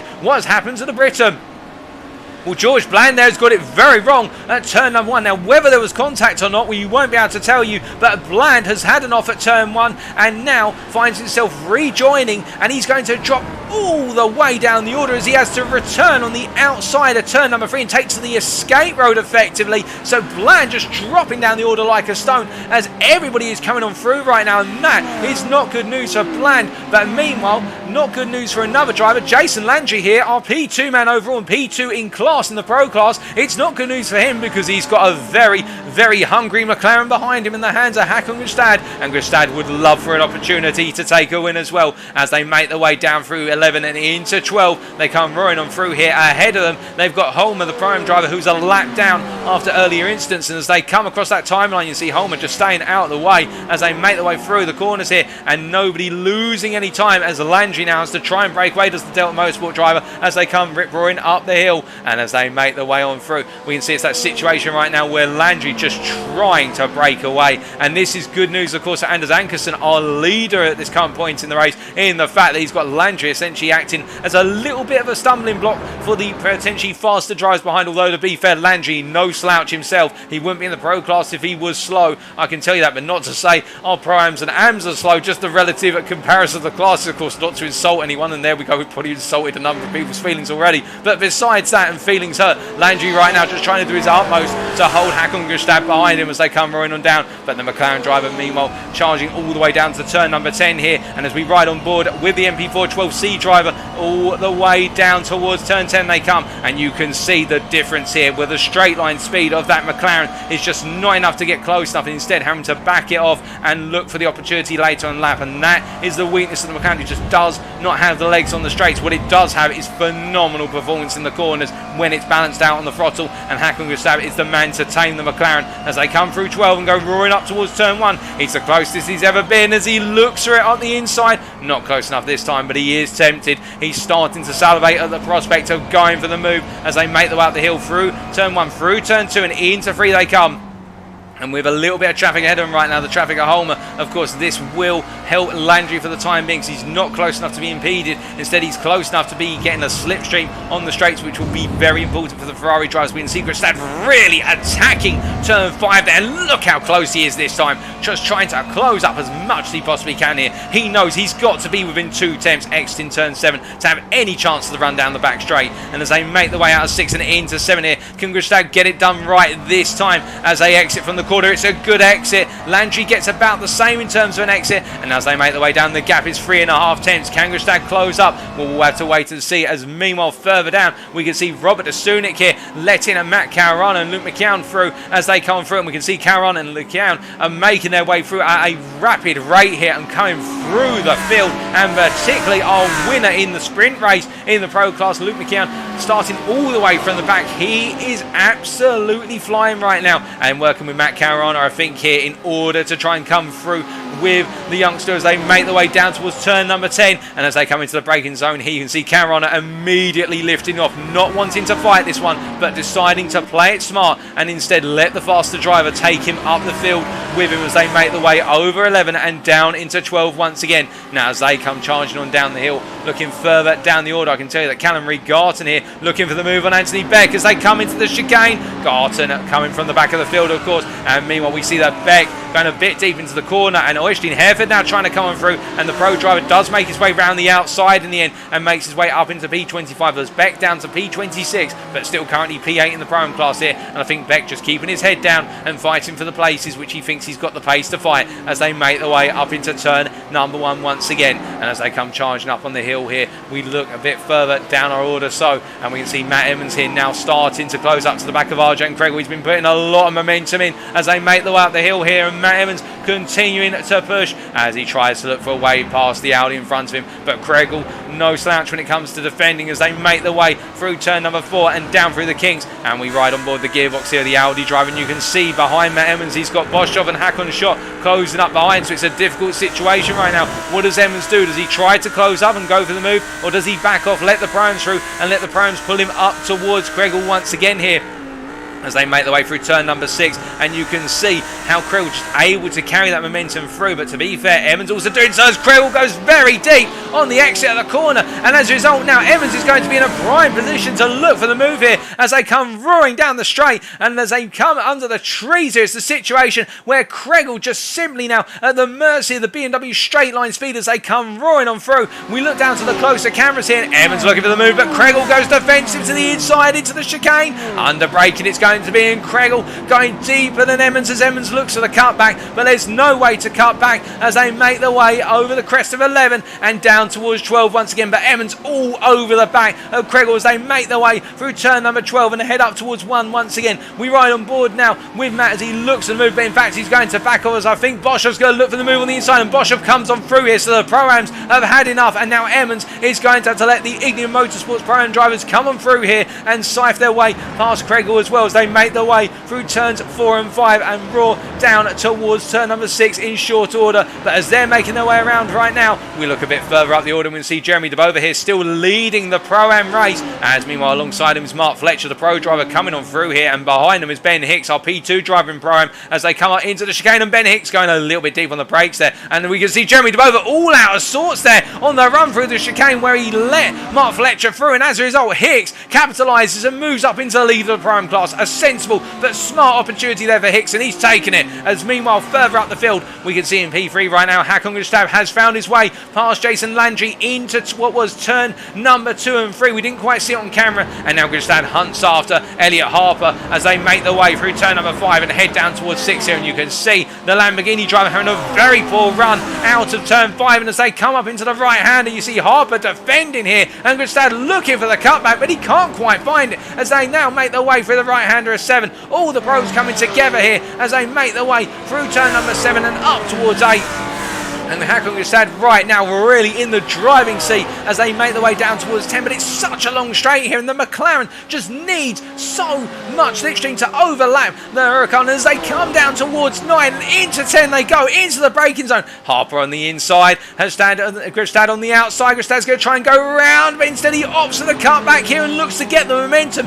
No, he's not going to get it done. He flashes the lights here, and I think he's trying to put off Harper as they make their way into 12, and as they come on through, no change this time, but Gustav is incredibly close as we see Harper go full defensive into 1, and as they make their way through 1 now, Gustav will once again have the momentum up the hill, but he's got to time this right. He will want to get so much momentum up that hill as to force the pass through into 3, and as they make their way into the braking zone we can see Harper defending really hard into the corners as behind them Landry and Carroll, Reese Carroll, all coming together as they roar down through the kinks now towards turn number 5 here, and as they come up into the left-hander who is going to get the better of the other as we look back from the gearbox of what is Elliot Harper as they come roaring down towards turn number 6, and Harper with that McLaren all over his back as they make their way into the turn 6 braking zone. No change right now as they all stay line astern, and they are right now 3.3 seconds off of Anders Ankersen, our race leader and our pro leader, as we see Harper they're getting it a little bit wide on the exit, and this is the opportunity that Gustav needs to make the move as they come roaring on down, but it's a very early pull out the toe now, and it's all about straight line speed. They're both in top gear as they come roaring down towards turn number 10 once again. Gustav this time his nose is ahead. Harper will try to stay on the inside line. Will he be able to outbrake the McLaren? He goes straight into the corner here trying to hold on to P2. Gustav not able to capitalise as they make the way through, and Jason Landry meanwhile just watching on as Gustav holds around the outside here. He looks for it but he's not able to find it. He goes to the cutback once again,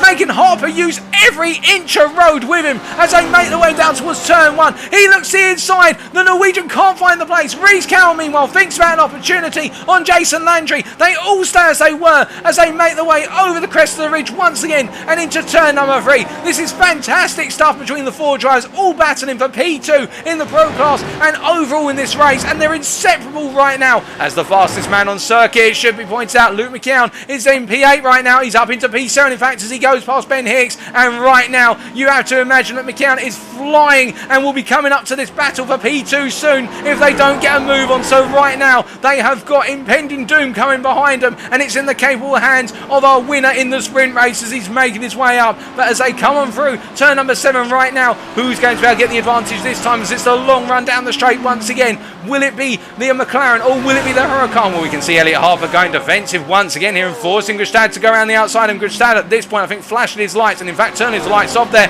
as they make their way down. Now can Gustav get it done here? No, Harper goes late on the brakes again and forces Gustav to have to cut back in, but this is where it matters now, who gets the better run into 12 as they come on down the hill, and we see Gustav this time looks to the inside as the camera pans down towards the curb here, and as they come on to that you see Landry there also looking for the move. Gustav's had a poor run through 12, and as they make the way, Gustav has to go defensive here as Landry looks to go for the cutback.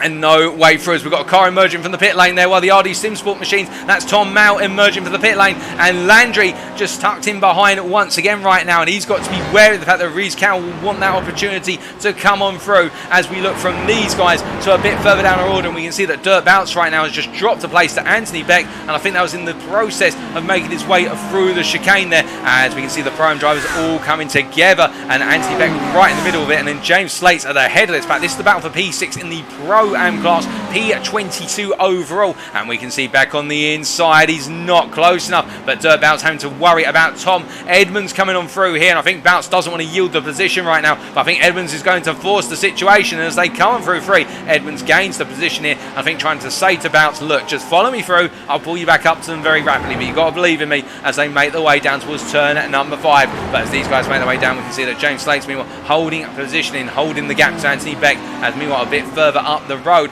it's the situation right now where our overall leader in what is the Pro-Am class is Ben Hicks right now, having found his way past Jeremy DeVova here after the mistake that DeVova made through the chicane, through this corner a little bit earlier on. Here's the situation right now where Ben Hicks just breaking away with things. We can see the big bold Ignium Motorsport on the side there flying true as he comes roaring down into turn number 12. Now as he makes his way round, we look back to that battle for P2 overall here, going through turn number 3 and 4 right now and making their way down the hill once again towards 5, and you can see that it's the case. In fact, we have lost Landry briefly. He's fallen back off of Reese Carroll. Now we didn't see the pass that was made, but what I'm hearing, oh goodness me, and behind that is Navarro DeVova getting it very, very wrong as there's a spin on the exit of 5 and he moves out of the way immediately there. That could have been curtains for another driver as they all go racing still. And meanwhile, looking back up to this battle for P2, it's the case that Gristad not as close this time as he pursues Harper here, and I think Gristad at this point is backing off and trying to give himself a bit of a breather, or trying to analyse where he can gain the advantage on the Huracan in front of me. It's definitely not down here into the chicane, or if it's going to be, he's got to do it differently, and we saw this in the hands of Albanese battling drivers, where Albanese just found a way to defend every corner here, and it looks like Harper's in a similar league as the Italian from Lobby 2 last night, as we can see Harper right now just trying to hold on to that P2, literally with both hands on the steering wheel as hard as he possibly can as he makes his way through turn number 12 once again here and goes on to lap number 21. Meanwhile, your race leader, who we haven't really talked about for some time, Anders Ankerson right now having quite a peaceful drive here, but of course having to drive frenetically, trying to open up that gap to Harper behind and inching it open very gradually here as the RD Sim Sport driver, but he's still got just over half the race to go, and he's not out of the woods yet because we've still got the pit stops to come. As meanwhile, James Slates looking at the battle for P21 here. We can see it leading the pack of Pro-Am drivers in the long run down towards the chicane, and looking further down the order whilst these guys are trying to battle for P6 in their class. I can tell you that right now Matt Emmens has found his way up into P2 in the AM class here. We haven't really seen his progression on camera with all the battles happening further up the field, but he is charged on through right now. He's recently found his way past Morten Oosterhuis, and now he has got a huge gap to chase down versus Stefan Tim Koopmans. Stefan Tim Koopmans, of course, 14 places up the road, and that gap is a long way to bring down. But if anybody can do it, can Emmons do it? That is the big question as he makes his way through turn number 1 and further down the order. Still, I can tell you it's one of those situations whereby George Bland right now, after that moment at turn 1 where he went off circuit, he's on the offensive versus Jochen Siegert right now. Can he find his way past the German, the Englishman, as he makes his way through turn number 3 here and throw down through 4? Right now, the MVE Sports driver just trying to build up that pressure as we ride on board with the Porsche 911 driver making his way on through, and we can see here how when he's on the optimum lap here, Bland able to carry so much speed through turn number 5 compared to the BMW ahead of him. But of course now we start to make our way onto the longer straight sequences here where handling is less of a feature. But before that, of course, we've got turns 6 and 7.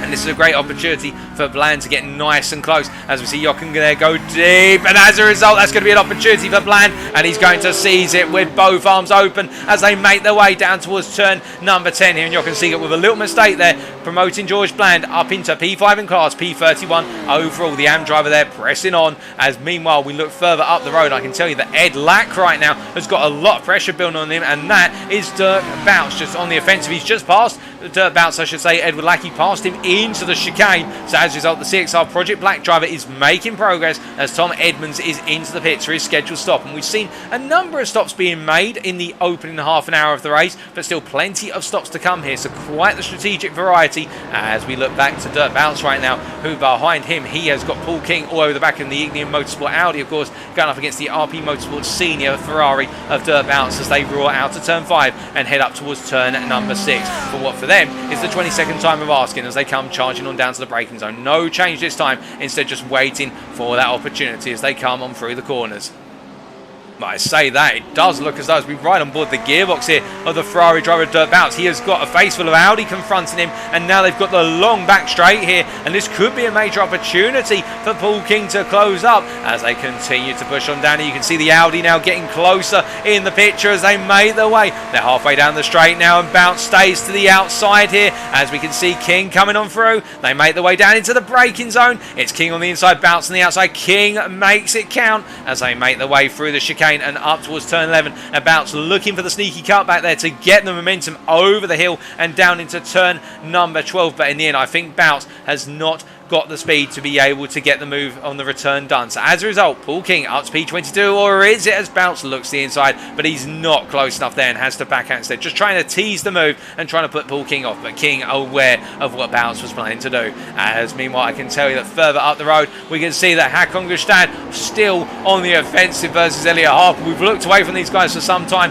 and there's been no change between them. The only difference is they're now coming up behind some back markers, but it's the case that Håkon Gustad all over the back of what is Elliot Harper as they make their way through turn number 12 and on to another lap here. And he's so close right now, Gustave. He could literally reach out of the cockpit and grab that rear spoiler of the Lamborghini Huracan ahead of him. But of course, he wouldn't want to do that because, as Max Verstappen found out, that's a hefty fine. You don't touch people's rear spoilers. And as they make their way through turn 3 and 4, we can see that Håkon Gustave right now just trying to find a way to undermine the Luxim 24 with MV Esports machine, but he can't find a way to do it currently, and instead has to wait for his opportunity. Meanwhile, Reese Carroll here, he found his way past Jason Landry as Matthew Addy there gets it all sorts of wrong coming out of the corner, and as a result, Reese Carroll carries on there with the back marker out of his way, and we can see that Tom Emmens tucked in behind right now, and I do hope that Matthew Addy's okay in that Ferrari that's had a major moment there into the wall. And Matthew Addy not having a strong day here today at Road Atlanta, and indeed not a circuit that seems to suit him,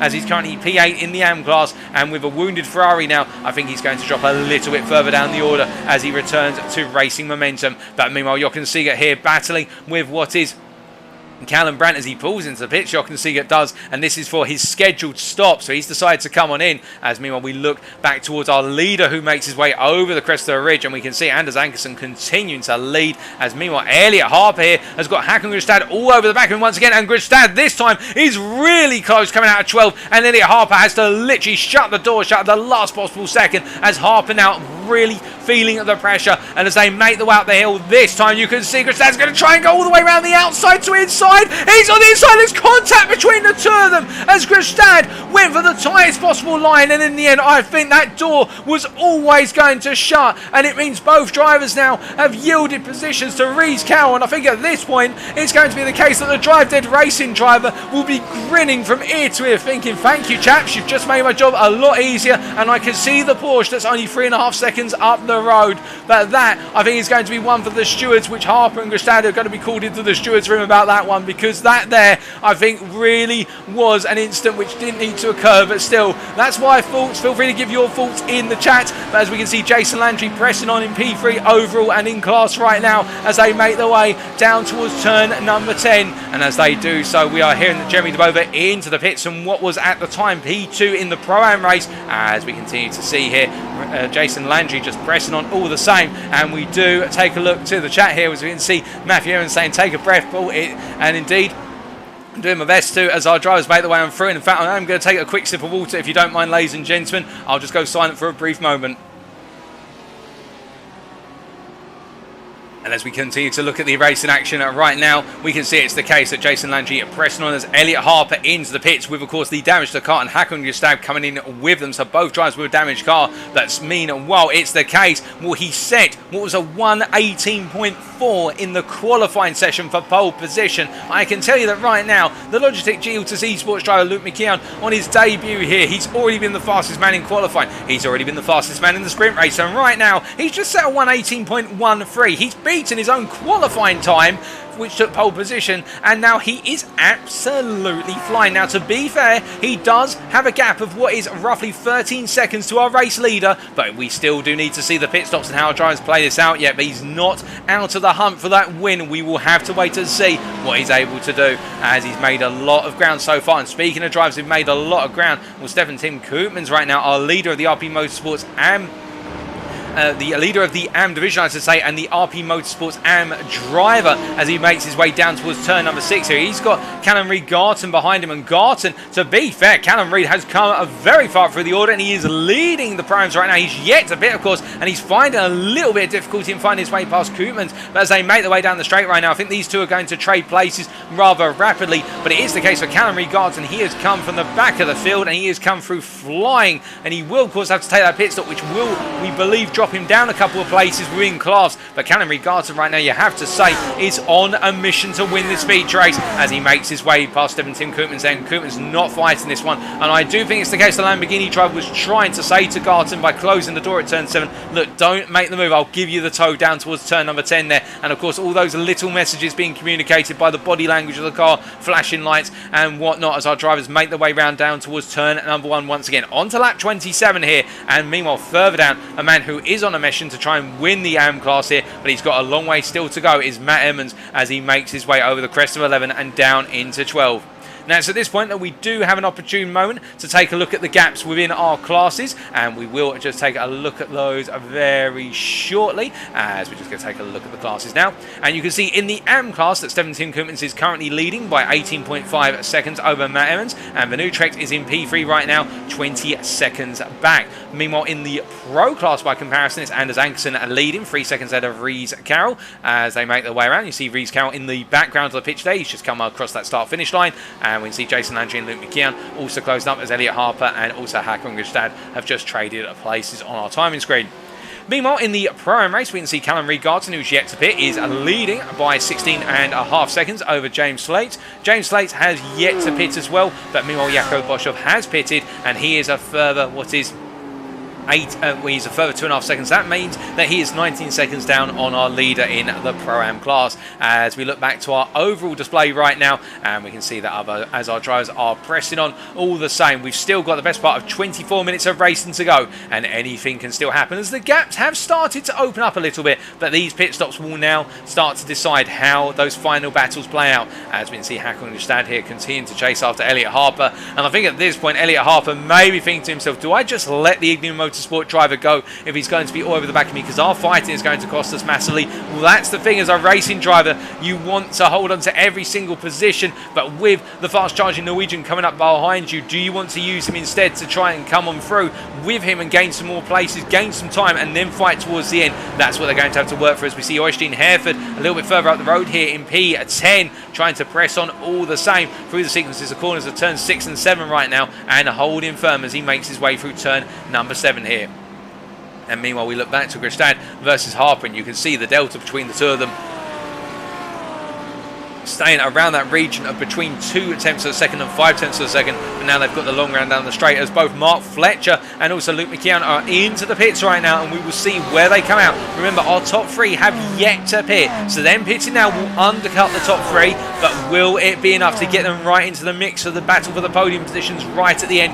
That is the big question, as Billy Fletcher's also gone on through, and Robert Dasunik as well have carried on through. Luke McKeown has left the pits, I can tell you, and it is the case that as we see our pros making their way around through turn number 12, one driver who's coming around towards turn number 1 is here Luke McKeown, as he's exiting, and as he does here, it's the case, where does he come out in all of this? He joins just behind, well, he's come out amongst Håkon Gustad here, and also Elliot Harper, and Luke McKeown will now have 2 targets in his sights, having made that pit stop to try and get past them as they make their way down the run of corners towards turn number 5 here. Now this is going to be a difficult situation because he will know that Gustad and Harper are battling very hard between the pair of them, as Matt Emmens is also into the pits from what was P2 in the AM class. We're here and looking out of our commentary box, and our race leader's also in, as meanwhile Elliot Harper having to go defensive once again versus Gustad here, and Gustad's not going to give this one up. He wants this massively, as we see Luke McKeown also coming through here, and the Audi driver literally, I think, seeing that opportunity. If they're going to fight, I want to be right there when they knock one another off again,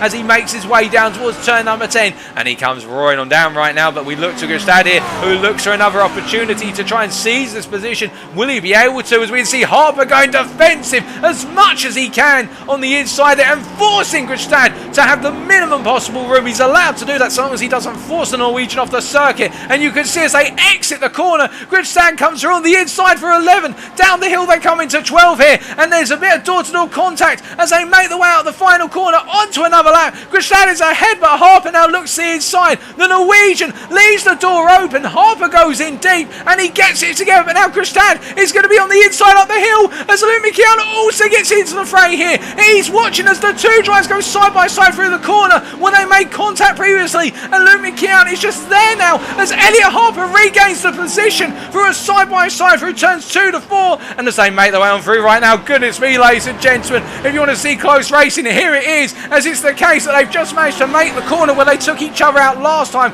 and Luke McKeown at this point's got to be thinking, what do I do? As we see Gustad looks to the move, he goes in deep, he can't find it, and Luke McKeown right now, who we ride on board with the Audi driver, is just watching here as he makes the pass. As we look down the camera, he's made the pass on where's Hakon Gustad there, and now they're roaring down the straight, but Hakon Gustad gets the better run past the toe out of turn 7. 20 minutes to go still. Jason Landry's into the pits on the lead, and Billy Fletcher carries on through, we believe. And right now, what can McKeown do versus Gustad? Well, he's going to come through on the inside, and Gustad does not fight this. And I think what Gustad realises is that McKeown's going to come through very rapidly and bring him back up towards Harper. So Gustad playing the strategy game here, playing the tactics as they make their way down the hill. Or is he, as they make their way down through 11 into 12? He is. He waits behind the Audi driver right now as they come roaring on through. Callum Reid Garton and Øystein Hefford into the pits as they make their way onto another lap here. And as they come up the hill now, Harper is going to be breathing a sigh of relief, and he's most likely 2 seconds later going to be looking back and thinking, now I've got McKeown behind me, and he's going to want to come on through. What do I do here? Well, I'm going to have to defend this one as well, as they make their way down towards turn number 5 once again, and Elliot Harper's defending, to be fair, has been phenomenal. He has made that Lamborghini wider than it looks and made it almost take up the full width of the circuit multiple times as they make their way down towards turn number 6 once again. Now, meanwhile, with all the pit stops playing out, I can tell you that Stefan Tim Koopmans has come out still in the lead of the AM class with 20 minutes to go. In fact, 19 minutes to go right now. Stefan Tim Koopmans P18 and doing a fantastic job of leading the AM class as the RP Motorsports driver as he makes his way on through. Matt Emmens after the pit stops is still P2 in the AM class, and George Bland P3 as he makes his way on through, having to make that early stop to repair the damage on the car. Stefan Gamble for Rasmussen meanwhile in P4, just ahead of what is Oosterhuis, and Oosterhuis in fact the best part of 10 seconds behind, as meanwhile in the Pro-Am class, we just look at Oosterhuis here making his way through the chicane and the switchback Motorsports Ferrari, and as he comes up the hill, he's got Arjen Kregel trying to close up on the back of him. But in fact, we look a bit further back here, and Matthew Addy all over the back of Kregel as they come roaring down the hill here. And as they make their way into 12 and through onto another lap here, you'd have to say that Addy trying to put that pressure on. He's got the new Trek just behind him here. The new Trek starting to drop a couple of places as they come on through. But meanwhile, further up the road, we are hearing that Elliot Harper still holding on to position. Hold up a second. What has happened to Anders Ankersen? Well, he's pitted and he's behind these guys now. Has he had an off somewhere on circuit? In fact, he has had an off. Anders Ankersen's had a major off, and that has promoted Reese Carroll into the lead. The Drive Dead Racing driver after the pit stops is now leading overall and the Pro class by only at 1 second, because behind him he's got the fast charging Canadian Jason Landry, who will have something to say about that win if he can help it, as the Delta Motorsport driver charges after Lamborghini ahead of him right now, and there's always a spin in the tail, as meanwhile Elliot Harper in P3 will now see Ankersen behind him and be rubbing his hands together and thinking, okay Ankersen, just hold them up, let me have a bit of relief, give me some breathing room as they make their way down. Of course, they're not racing for the same team, so there's no team orders or anything like that. But I can imagine that's what's going through Harper's mind right now. If I was, oh goodness me, and I say that, and Harper gets it all wrong through the chicane, and now all that hard work has been undermined for nothing as he makes his way back around and has to turn the car through. And in the end, Harper, I think, just pushing too hard, and those rear tyres giving way as we look to Mark Fletcher, who benefits from this, of course, as he makes his way down towards turn number 1. That's the Altitude Esports driver. Behind him, Billy Fletcher, meanwhile, presses on in P7, chasing after Mark Fletcher as he comes across that timing line to go on for what for him is lap number 33. And meanwhile, as we look from these guys to a little bit further down the order, I can tell you that Phil McDougall right now looking for the move on Jeremy DeBover here into the chicane. Behind them, you can see we've got the back marker of Bounce. He's a prime driver, but he's a lap down on these guys. But it looks like McDougall's getting the better run out of 11 as they come down to 12. McDougall on the inside here, DeBover backs off and tries to look for the cutback run into 1 as they cross that timeline to go on to lap 33 themselves.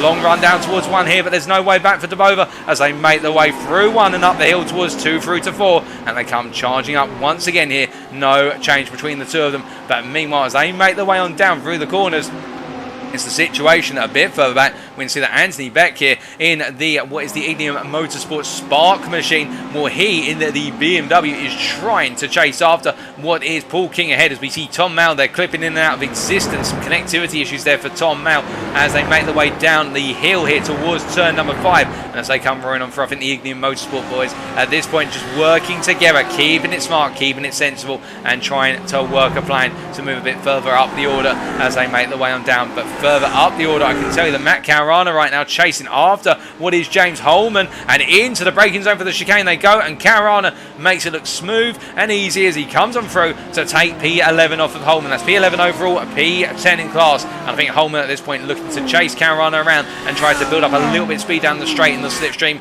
of that Lamborghini Huracan as they come around to go on to another lap. Now meanwhile, I can tell you that after the pit stops as well, Ben Hicks is currently your leader in the Prime class here. He's got Callum Brandt behind him, and then in P2 is Callum Reid Garton. Callum Reid Garton is not far back. We can see Callum Reid Garton has got eyesight of what is Ben Hicks just up the road from him, so Garton is on a charge. He's got 15 minutes to try and close down the win, as meanwhile Luke McKeown is on the offensive versus Anders Ankerson down towards the chicane here. They're halfway down the back straight, and you can see McKeown on the inside as they come through 9 and heading down into 10 versus what is Ankerson on the outside here, and it's the RD Simsport driver. He's going to try and hold it there and try to look for the cutback as we can see Grestad in the rear of the picture also getting involved, but McKeown gains another place right now. He is only 8 seconds off of our leader Reese Carroll. Jason Landry is the next target up the road for McKeown, who it's the case that Landry is 6 seconds away. Can he get to P2 come the end? We'll have to wait and see as they come roaring on through turn 1 once again, but to be fair, Anders Ankerson and Grestad also wanting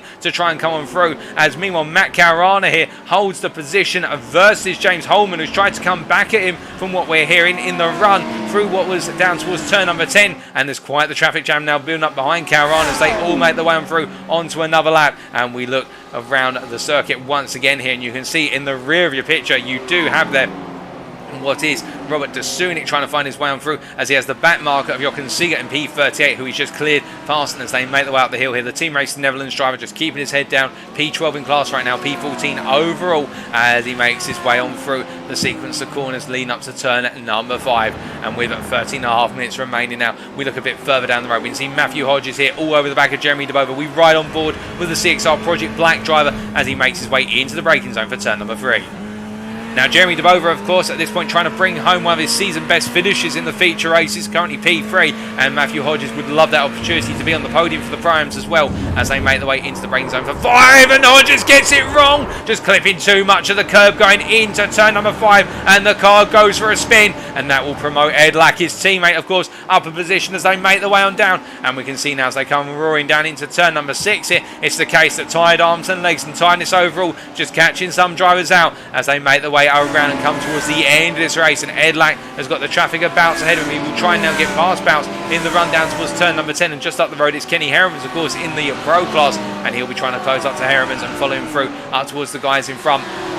As meanwhile, you can see Blomqvist here trying to look for the move on Stefan Tim Koopmans down into the chicane. He can't quite find it because they've got Tom Edmonds as well in the mix here, and Edmonds going defensive and using Koopmans as a buffer there versus Blomqvist. But now as they make the way up through 11, you can see how Blomqvist comes on through here to the inside of Koopmans to going into turn number 12. They give one another space, but Blomqvist has to back out here. He hasn't got the momentum in order to push on through, and this is frustrating for the pro driver. There's no doubt about that. He wants to chase down Edmonds, but Edmonds right now is being given a massive amount of relief as they make their way into 3, and you can see it's the case as they come down the hill. There's no real overtaking opportunity, and Blomqvist has to wait now for the run down to 6 to try and find his way past Stefan Tim Koopmans. And remember, they are allowed to battle between classes. It's not the case that the AM driver just has to move out the way as soon as another class driver comes along. And as they make their way down, you can see now Koopmans moving out the way because he recognises the fact he doesn't need to fight. But it's the case that Blomqvist will now need to go hunting once again here, and that gap has opened up to almost 2 seconds, whereas before it was only half a second as they make their way out to turn number 7. As they come through a bit further back, we can see that Paul King here trying to close up to the back of... Well, Paul King has got a problem with the car, and in fact I think there may have been some contact with Anthony Beck ahead of him as they both rejoin the circuit, and Anthony Beck, they're having a bit of a rallycross moment as we're hearing as they make their way on down at this point. They come charging down towards turn number 10 here, and neither driver trade in place, and that's very unfortunate for the pair. As behind them now Jaco Boschhoff will also close up as they come rip-roaring on down the straight into the braking zone. They go no trades this time, but definitely something between the two of them, and they've settled it down with some sportsmanship out on circuit, much like what we saw between what was Deegan Fairclough, if I remember correctly, and what was Stefan Albanese, unless I'm a little bit mistaken that, but the two of them showing great respect as well in battling yesterday, and we saw that again at turn 7 today as they make their way up for turn 1, and Paul King gets it wrong, and his teammate has to slam on the brakes, and more cars coming on through, as that is very unfortunate for Jaco Boschhoff, who just gets clipped in, doing everything he can to avoid his teammate, and the two teammates in come into contact, and my goodness, it is not a good day for Ignium Motorsport Spark in the feature race. As meanwhile up front, I can tell you that Reece Carroll is having a phenomenal day right now, and he is holding on to this lead. 2.9 seconds is the gap to Jason Landry, and Landry just does not have an answer to the pace of Lamborghini driver ahead of him. 10 minutes still to go right now. All the pit stops are said and done in terms of the scheduled stops, and Luke McKeown right now with traffic ahead of him is trying desperately to find a way past the traffic. As we can see that he moves out the way in the end, but it's one of those situations where I think he's trying to get on through, and he's got that pressure of Ankerson and Gristad behind him. They're literally following him through every back marker he passes, and this is not a comfortable place for the Audi driver right now, who's made so much progress over the course of this race, but now I think that progress is being stumped somewhat by the fact he's just starting to run into traffic at the most inconvenient moments as they come roaring down towards turn number 10 once again. Further down the order, meanwhile, I can tell you that in the AM class, the closest battle that's really out on circuit right now in the AM class is Matthew Addy versus what is Arjan Kregel here, albeit Addy is 1 second back on Kregel. But then I say that Arjan Kregel in fact closing up to the back of Ustaus here as they come roaring down the straight towards turn number 10 here, and you can see this is the battle for what is P5 in class, with Ustaus holding on to that position right now, P33 overall, and Kregel behind him in P34 as they come through the chicane here. 9 minutes remaining, a good number of laps of distance still to go for these guys as they come over the crest of 11 and down into 12, and you see Kregel much more confident with his line through 12, and this could be an opportunity for the Audi driver as they look into turn 1. He's going to try and go for the move. He's almost there, but it's not quite enough in the end. He has to back off as we ride on board with the Dutchman as he rolls his way up the hill now into turn number 2. Now where is he going to position the car? Well, he decides to back off here and look for the run instead through 5 and up into 6 as they make their way down. You can see those two getting a really strong run out of 3 as they come roaring down through 4 and up towards 5, and as they come into the braking zone for 5 here, it's the case that Kregel just waiting for that opportunity once again as they now emerge out of the corners and go charging down towards turn number 6. But as they come on down at this point, there's no way through for the time being. But I tell you what, there is way through for. There is that opportunity for that McLaren of Hakan Gristad to look for a move versus Ankerson as they come down towards turn 10. Gristad on the inside, Ankerson on the outside here. It's a battle on the brakes, and the Porsche's brakes very strong. And you see Ankerson holding the outside to inside line. He makes it count as Gristad now tries to cut back to the inside into 11, but Ankerson pulls the steering wheel as much as he can to the right without cutting off the nose of the Norwegian. And as they come through the corner, there's a small tap between the two of them, and Gristad carries the momentum as they make their way into 1. The McLaren is still there, but he has to back out in the end. He just hasn't got the overspeed. It was that tiny tap which cost him, I think, 2 to 3 miles an hour, which would have been enough to go for the move into 1. But now he looks to run into 3 here, the place where he loves to go for those late moves on the inside. But as they come down towards 4 and in towards 5 they go, it's the case that Gristad has to wait once again. Still 7 minutes to go. Can he find a way through to take P4? As Luke McKeown is now dropping these guys and charging after what is Jason Lantry, but the gap between P3 and P2 is still 5 seconds here. So I think right now it's the case that Luke McKeown is going to be trying to secure what for him will be a P3 in the class, as meanwhile Gristad and Ankerson battle over P4 in the pro class as they make their way back onto the straight once again. As they come roaring on down this time, will Gristad go for another move, or will he wait here? Will he try and lower Ankerson into a full sense of security? There's so many ways he can play this, of course, as they come roaring on down and as they make their way in towards the corner. Will he go for it this time? He looks for it here, and we can see Ankerson goes very defensive at first, but then opens the door. It's a repeat of the last lap, but at this time, what can Gristad do differently as they make that? Well, he can stay round the outside there and had a lot of momentum. I think Gristad's going to go all the way round, and if he does, this will be a brilliant move for the position. He's still got Ankerson on his inside though, coming down into 1. Ankerson tucks back in. I don't think the Porsche driver's got a response here, and Gristad in the end finding one of the most non-standard ways to go for the move, going all the way around the outside from the chicane through to turn 12 and getting it done in the end. And the Norwegian, whatever you have to say about it, is one thing for certain: he's unconventional in his overtaking places, and he's definitely got the bravery to pull it off, and when he does, it is phenomenal as he now looks to defend his position versus Ankerson as he makes his way out to turn 5 and up towards 6, and they look to chase down Luke McKeown, who now is 3 seconds up the road and still pulling away as they make the way into turn number 6 here. But we look from then to a bit further down the order, and we see Matt Caruana right now chasing after Callum Brandt, and we ride on board the gearbox here of the BMW driver, who's got the Lamborghini Huracan driver all over the back of him as the privateer tries to hold off the Apex Tech driver as they make their way through turn number 5. And as they emerge from the corner here, you can see Brandt getting the better run, as we would expect from the BMW, more consolidated over the exit curve of turn 5 compared to the Huracan. But to be fair, Caruana closing up under braking into turn 6, and look at the momentum that Caruana has compared to Brandt. It's almost as if Brandt is driving slow down in time compared to Caruana, but then as we get onto the straight, it looks the reverse here.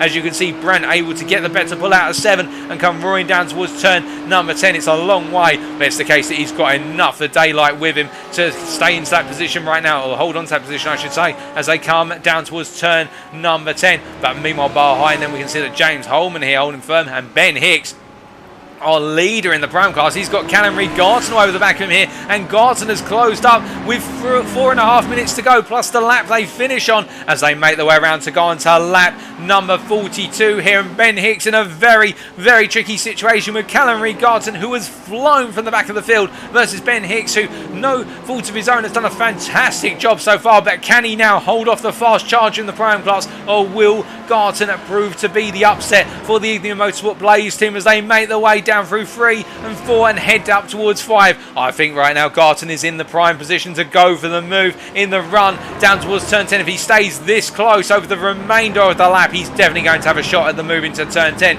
or will he go earlier? That's the question as we ride on board here with Callum Reid Garton. He's a little bit too far back right now to consider it into turn number 6 here, but we do know that Garton will be very fast out turn number 7 if he nails this corner. The BMW very strong, as we see Ben Hicks there planting it on the apex slightly in order to try and stem some of the momentum of Garton, but it's not enough. And as they make their way now down the straight, you see Callum Reid already building the speed as they get closer and closer together here. There's a long way to go before that braking zone, and he's going to pull out for the move here. They make their way side by side now in the run down towards the corner. They go down here into the braking zone. Callum Reid Garton late on the brakes, and Ben Hicks has not got the brakes to do it. Callum Reid Garton gains the place, but can we see Ben Hicks coming back through on the inside? He's there on the inside for 11. Can he hold it into 12 here as they make the way side by side through the corner? Ben Hicks up on the apex curve, but he tucks back in. He hasn't got the overlap, and as they come down into turn number 1, I think Callum Reid Garton's got the move done now, and with 3 minutes to go, Callum Reid Garton is now your leader in the prime class here after all the pit stops and a move which I think is going to be enough. But can Ben Hicks find a way back here? I don't think it's going to be possible unless Garton makes a mistake. As you can see, that gap is already opened up. It's now 7/10 of a second. It continues to open up, as it is the case that Hicks now falls back in that P2 position. But to be fair to Hicks, I think he'll be happy with a P2 in the Pro-Am class here in the feature race, as they make their way on down once again to turn number 6. Meanwhile, further up the road, I can tell you that Matt Caruana has got the pressure of Callum Brandt behind him. He has passed Brandt off camera, but the Apex Tech Racing driver now tries to hold on here in the long run down towards what is turn number 10 as they make their way up and down the undulations here. It's a roller coaster journey of a ride, and as they make their way on down towards turn number 10 here, is Brandt going to be close enough? He's not by the looks of things, unless he goes to the mother of all sends. It's possible, of course. We saw Kosh Kelly do a mother of all sends down to the corner. It does work every so often, but Brandt decides against it in the end as they make their way on through.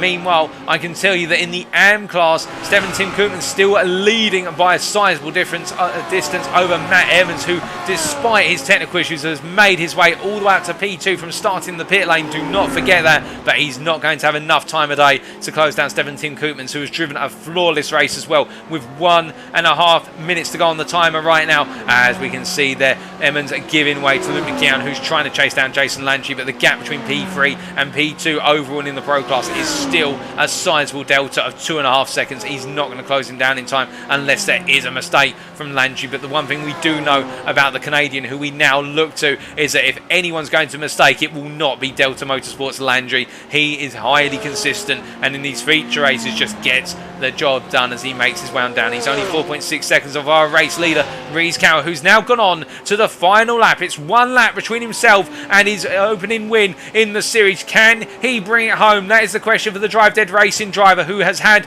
a lot of misfortune over the races leading up to today, and we saw that misfortune materialise itself once again in the sprint race. But can he now bring it home? That is the question, and he will want to see this one to the flag as he makes his way through turn number 5. He carries on through. Meanwhile, we look back to Callum Reid Garton here, who has made the break from Ben Hicks. Hicks is now 1.7 seconds back as they go on to their final lap very shortly. And as they come on through, I think Callum Reid Garton at this point will be breathing a sigh of relief that there's only 1 lap to go. But of course, every lap matters, as meanwhile Matt Caruana and Callum Brandt are continuing to change places here as they make their way through the early sequence of corners, turns 2, 3 and 4. You see Caruana all over the back of Brandt as they come roaring on through, and as they make their way down, we're hearing that Edward Lack and Jeremy DeBova are trading places. As we can see here, Edward Lack, I think, has gone off circuit, and Jeremy DeBova into the pit. But meanwhile, as one driver makes his way into the pits, one driver will make his way past the pit to complete his race. It has been a brilliant drive from the Drive Dead Racing driver, Reese Carroll, and as he emerges from the final corner, he is your winner in the feature race at Road Atlanta, overall in the Pro class, followed behind by Jason Landry. A brilliant drive to P2 from Jason Landry. Luke McKeown comes home in P3. Hakon Gustad in P4 in the end, ahead of Anders Ankerson in P5. Mark Fletcher, a little bit further back, will come home in the end in P6 in the Pro class, and overall a great drive from Mark Fletcher. And Billy Fletcher, meanwhile, just making his way right now uphill, coming out of turn 11 and down into 12. Billy Fletcher will come across that timing line very shortly as he does so there in P7. Elliot Harper will come home in P8 ahead of Matt Caruana. Matt Caruana's just making his way through. He's gone for the movie on Callum Brandt. They're going to be side by side coming out of the corner, and Caruana pips Brandt to the line. Holman in P11, and then Callum Reid Garton takes the win. 2 wins out of 2 tonight in the Pro class for Callum Reid Garton, and the ultimate point score there. Ben Hicks just behind him in the end in P2 in the Pro class, P13 overall. Robert Asunik crosses the line in P14. Oystein Herford P15 ahead of Tom Edmonds, who makes his way out the final corner, and it's Daniel Blomqvist there in P17. Tom Mount P18 as he makes his way down the hill to complete his race. And then look at this, ladies and gentlemen, the Dutchman of Stephen Tim Koopmans takes the win in the AM class. A brilliant drive in the feature race from Stephen Tim Koopmans, and I think he'll be very proud of himself here, showing his potential in these feature races, the AM driver.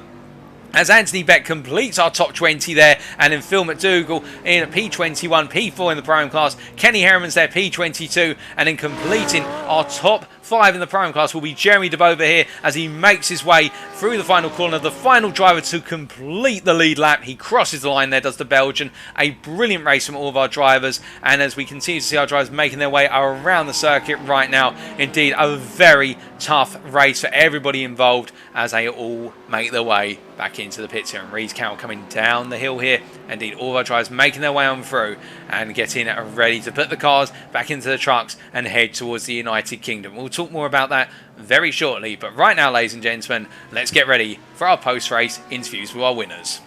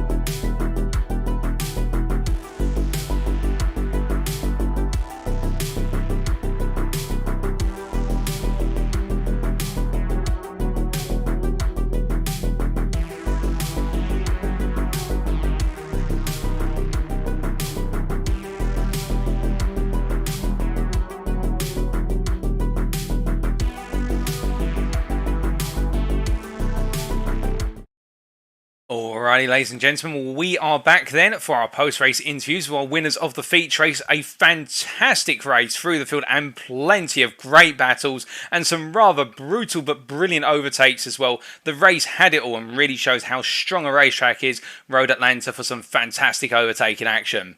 But in terms of our feature race interviews, we're going to be kicking off with our winner in the AM class, and we'll be starting off with Stefan Tim Koopmans, who will just be bringing into our interview room now. Hello, Stefan. Can you hear me? Yeah, sure. Stefan, a brilliant drive from yourself in the feature race, and congratulations on the win. I think that making it 2 feature race wins on the bounce now. How's it feel to take the win at Road Atlanta? Yeah, absolutely great, man. Absolutely great. It's a very nice race. And pretty scary, though. In what way was it scary? Feel free to elaborate. Well, I don't know the track very well. Practice sessions and qualifying all went quite terrible, actually. The sprint race also went terrible. So I thought, well, this is just gone. Well, this is not going well. Let's face it. But then in the end, I just, went way better than I thought, actually. My primary goal was to overtake George Bland, and he suddenly disappeared. So I thought, well, let's just keep going, keep the car on track, and make the best of it. Indeed, it worked out very well for you. And with regards to George Brown, we believe he had a major off into turn one, which saw him go into the tyre barrier at turn one. That's why he may have disappeared from your perspective. Yeah. But after he disappeared, how did that change the complexion of the race for you in terms of the mentality? Well, I just settled in, I guess, and well, keep going, keep the car on the track. Don't make the same mistake as I did on Daytona, where I lost it eventually. But yeah, just keep going. But indeed, fantastic driving from yourself. And with regards to the strategy, did you stick to the strategy you started with, or did you have to tweak it at any point? No, I didn't tweak anything. I was just way more concentrated on keeping the car on the track, actually, as I don't have much experience on this track, and every corner was just butt clenching, in my opinion. But yeah, I managed to do so it was fine.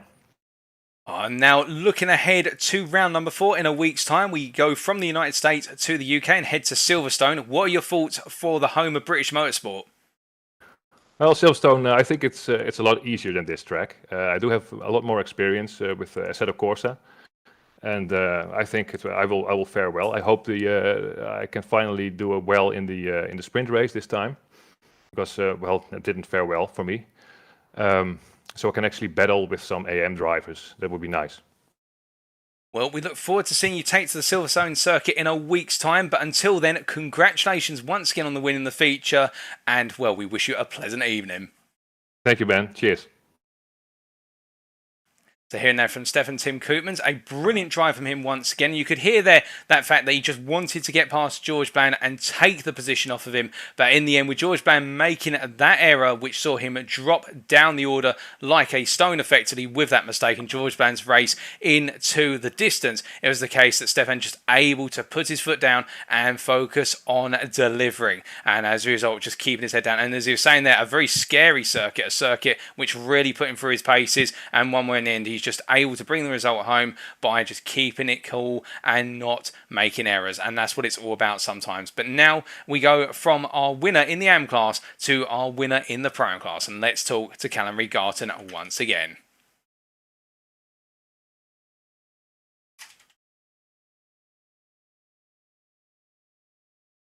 Give us a brief moment, ladies and gentlemen.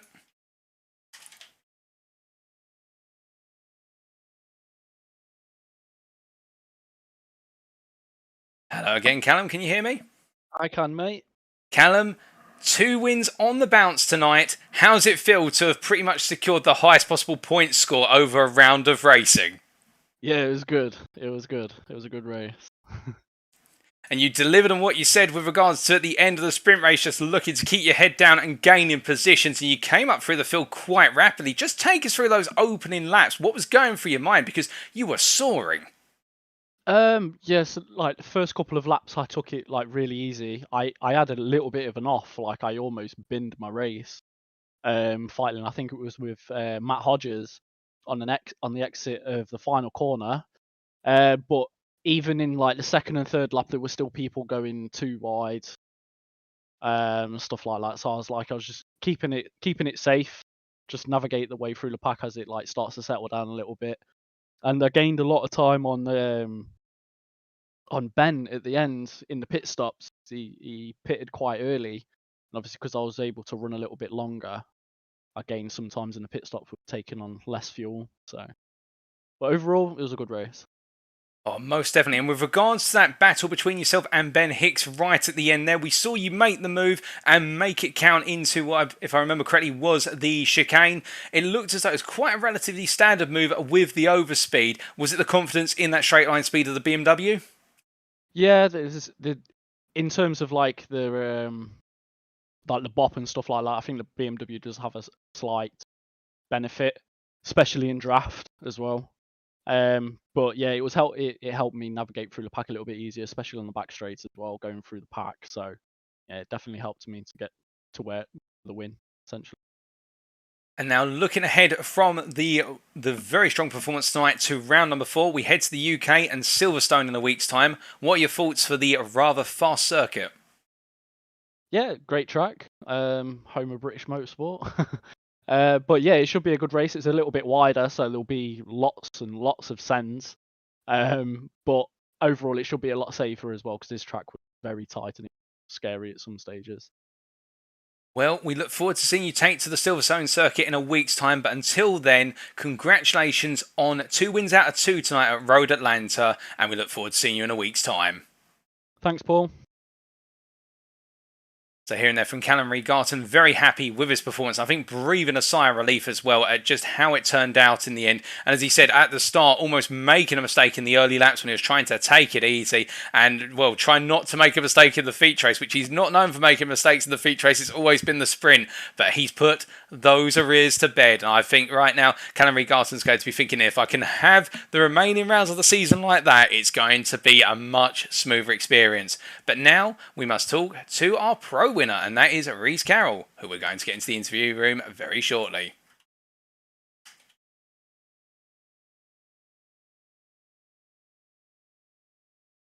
Hello, Reese, can you hear me? I can indeed. Reese, a brilliant drive from yourself, start to finish, and bringing home the win in the end in the feature race. How does it feel to have taken to the top step in the pro class? Well, I mean, after being sort of punted out the last couple of races, feels quite nice to be back on the top step after Daytona. Oh, indeed, and that's one of the things I was going to come on immediately. Obviously, you've been in the midst of a number of incidents, which we won't go into too much detail with regards to that, but just with regards to that sort of mental perspective, coming back from those setbacks, if you will, what does it take in your mind to be able to come back, and what motivates you to go, say, you know what, I'm going to take that win and take it in the feature race at Road Atlanta? Well, Road Atlanta's always been one of my favourite tracks, especially in GTE, so I just thought going into this round, I've just got to win. And if I don't, I'm bad, and that was my motivation. I see, and well, very strong motivation there, and I can definitely understand where you're coming from. And with regards to the way you planned out this race, so starting in the mid-pack, what was the strategy? Was it a case of trying to gain as many positions early on, or were you sort of waiting for things to calm down? It was sort of a mix of both. I guess I think I was starting behind Matt, so I was just trying to follow him through, see where he makes moves where I can capitalise and stuff like that, making a way through the pack. After he had the little spin, I just thought, well, I can just try my best to catch up the guys ahead and just sit behind them, see what they do, see their pit strategy, etc. Yeah, they had their incidents. I just went through and quite comfortable, really. And I do have to ask, when you came up behind the battling duo of Hackengristad and Elliot Harper, what was going through your mind at that point, seeing them battling so fiercely for position? In my mind, I kind of knew they were going to have an altercation at some point, especially with how heavy they were battling. I just thought, you know what, just stick behind them. They're going to do something, anything. And yeah, they did. So I just went on through. Oh, indeed. And then coming to that finish line in the end, and it was the situation where taking the lead and with some good time to spare, what was going through your mind when you went on to that final lap? I have to ask, when it's all come together and there's only one more lap to go. With Road Atlanta, especially in GT3s, it's a very, very bumpy track, in the Lambo especially. So I just thought, you know, just take it easy, just ride the wave home, and that's it, really. And now, speaking of waves, riding on a positive wave, no doubt, over to Silverstone in a week's time. How are you feeling for the British circuit? Mixed feelings, really. I haven't driven the circuit since the F1 2010 game, so I don't know, to be honest with you. Oh, well, we look forward to seeing you take to the circuit in a week's time after a good amount of practice, I do no doubt hope. But in the meantime, congratulations on the win in the feature race at Road Atlanta, and we look forward to seeing you out on circuit next week. Thank you very much. Here in there from Reese Carroll, very happy with his performance in the feature race. And indeed, when we were talking about earlier with regards to bouncing back from adversity with him, indeed involved in a number of instances of which we've seen some of them on camera. But it's one of those situations where you just have to dig deep and come back. And Reese today showing that with his enjoyment of Road Atlanta as well, and making the Lamborghini dance to his rhythm in the end, being able to come on through to take that win and valuable points on the board as he now looks to continue his Pro Championship campaign. But with those interviews, ladies and gentlemen, it is time for us to wrap up, and thank you very much for watching. If you do want to know more about the Next Gen Racing community, why not check us out at our official racing website. That's nextgenracing.co.uk. Alternatively, if you're inclined on Facebook, you can check us out our official Facebook group. That is facebook.com/groups/nextgenracing. Also, a big thank you to our partners, Apex Racing Academy, without whom it would not be possible to bring you a Lobby 1, our senior sponsor. And now we look ahead to, in a week's time, to Silverstone, round number 4. The official race, of course, taking place live for our drivers on Wednesday, the 8th of December 2021. But we'll be bringing you all of the action that occurred at Silverstone on Thursday, the 9th of December 2021. You won't want to miss it, because this circuit, as we now move on to the European continent and we start off in the United Kingdom, the home of British motorsport, is a circuit like no other in terms of the sweeping styles of corners here, along with the width of the circuit. Very high average speed, much like Road Atlanta in that regard, in terms of the average lap speed being high. But at this circuit, it's about balancing the car, the poise through each and every corner, and knowing that with the width of the circuit, an overtake could be just around the corner as you emerge onto a straight, or indeed come through the sequences of corners, as demonstrated here by our Ford GT in the capable hands of Nigel Stock. And we'll be riding on board with him for a reference lap next time out. But until then, ladies and gentlemen, it has been a pleasure bringing you round number 3 at Road Atlanta. We have been Next Gen Racing. I have been Paul TX141 Walsh, also known as Brit in a Spit, depending on what media you follow me on. And until next time, remember to stay safe, stay well, stay smiling, but most importantly, remember to stay on track. Good night.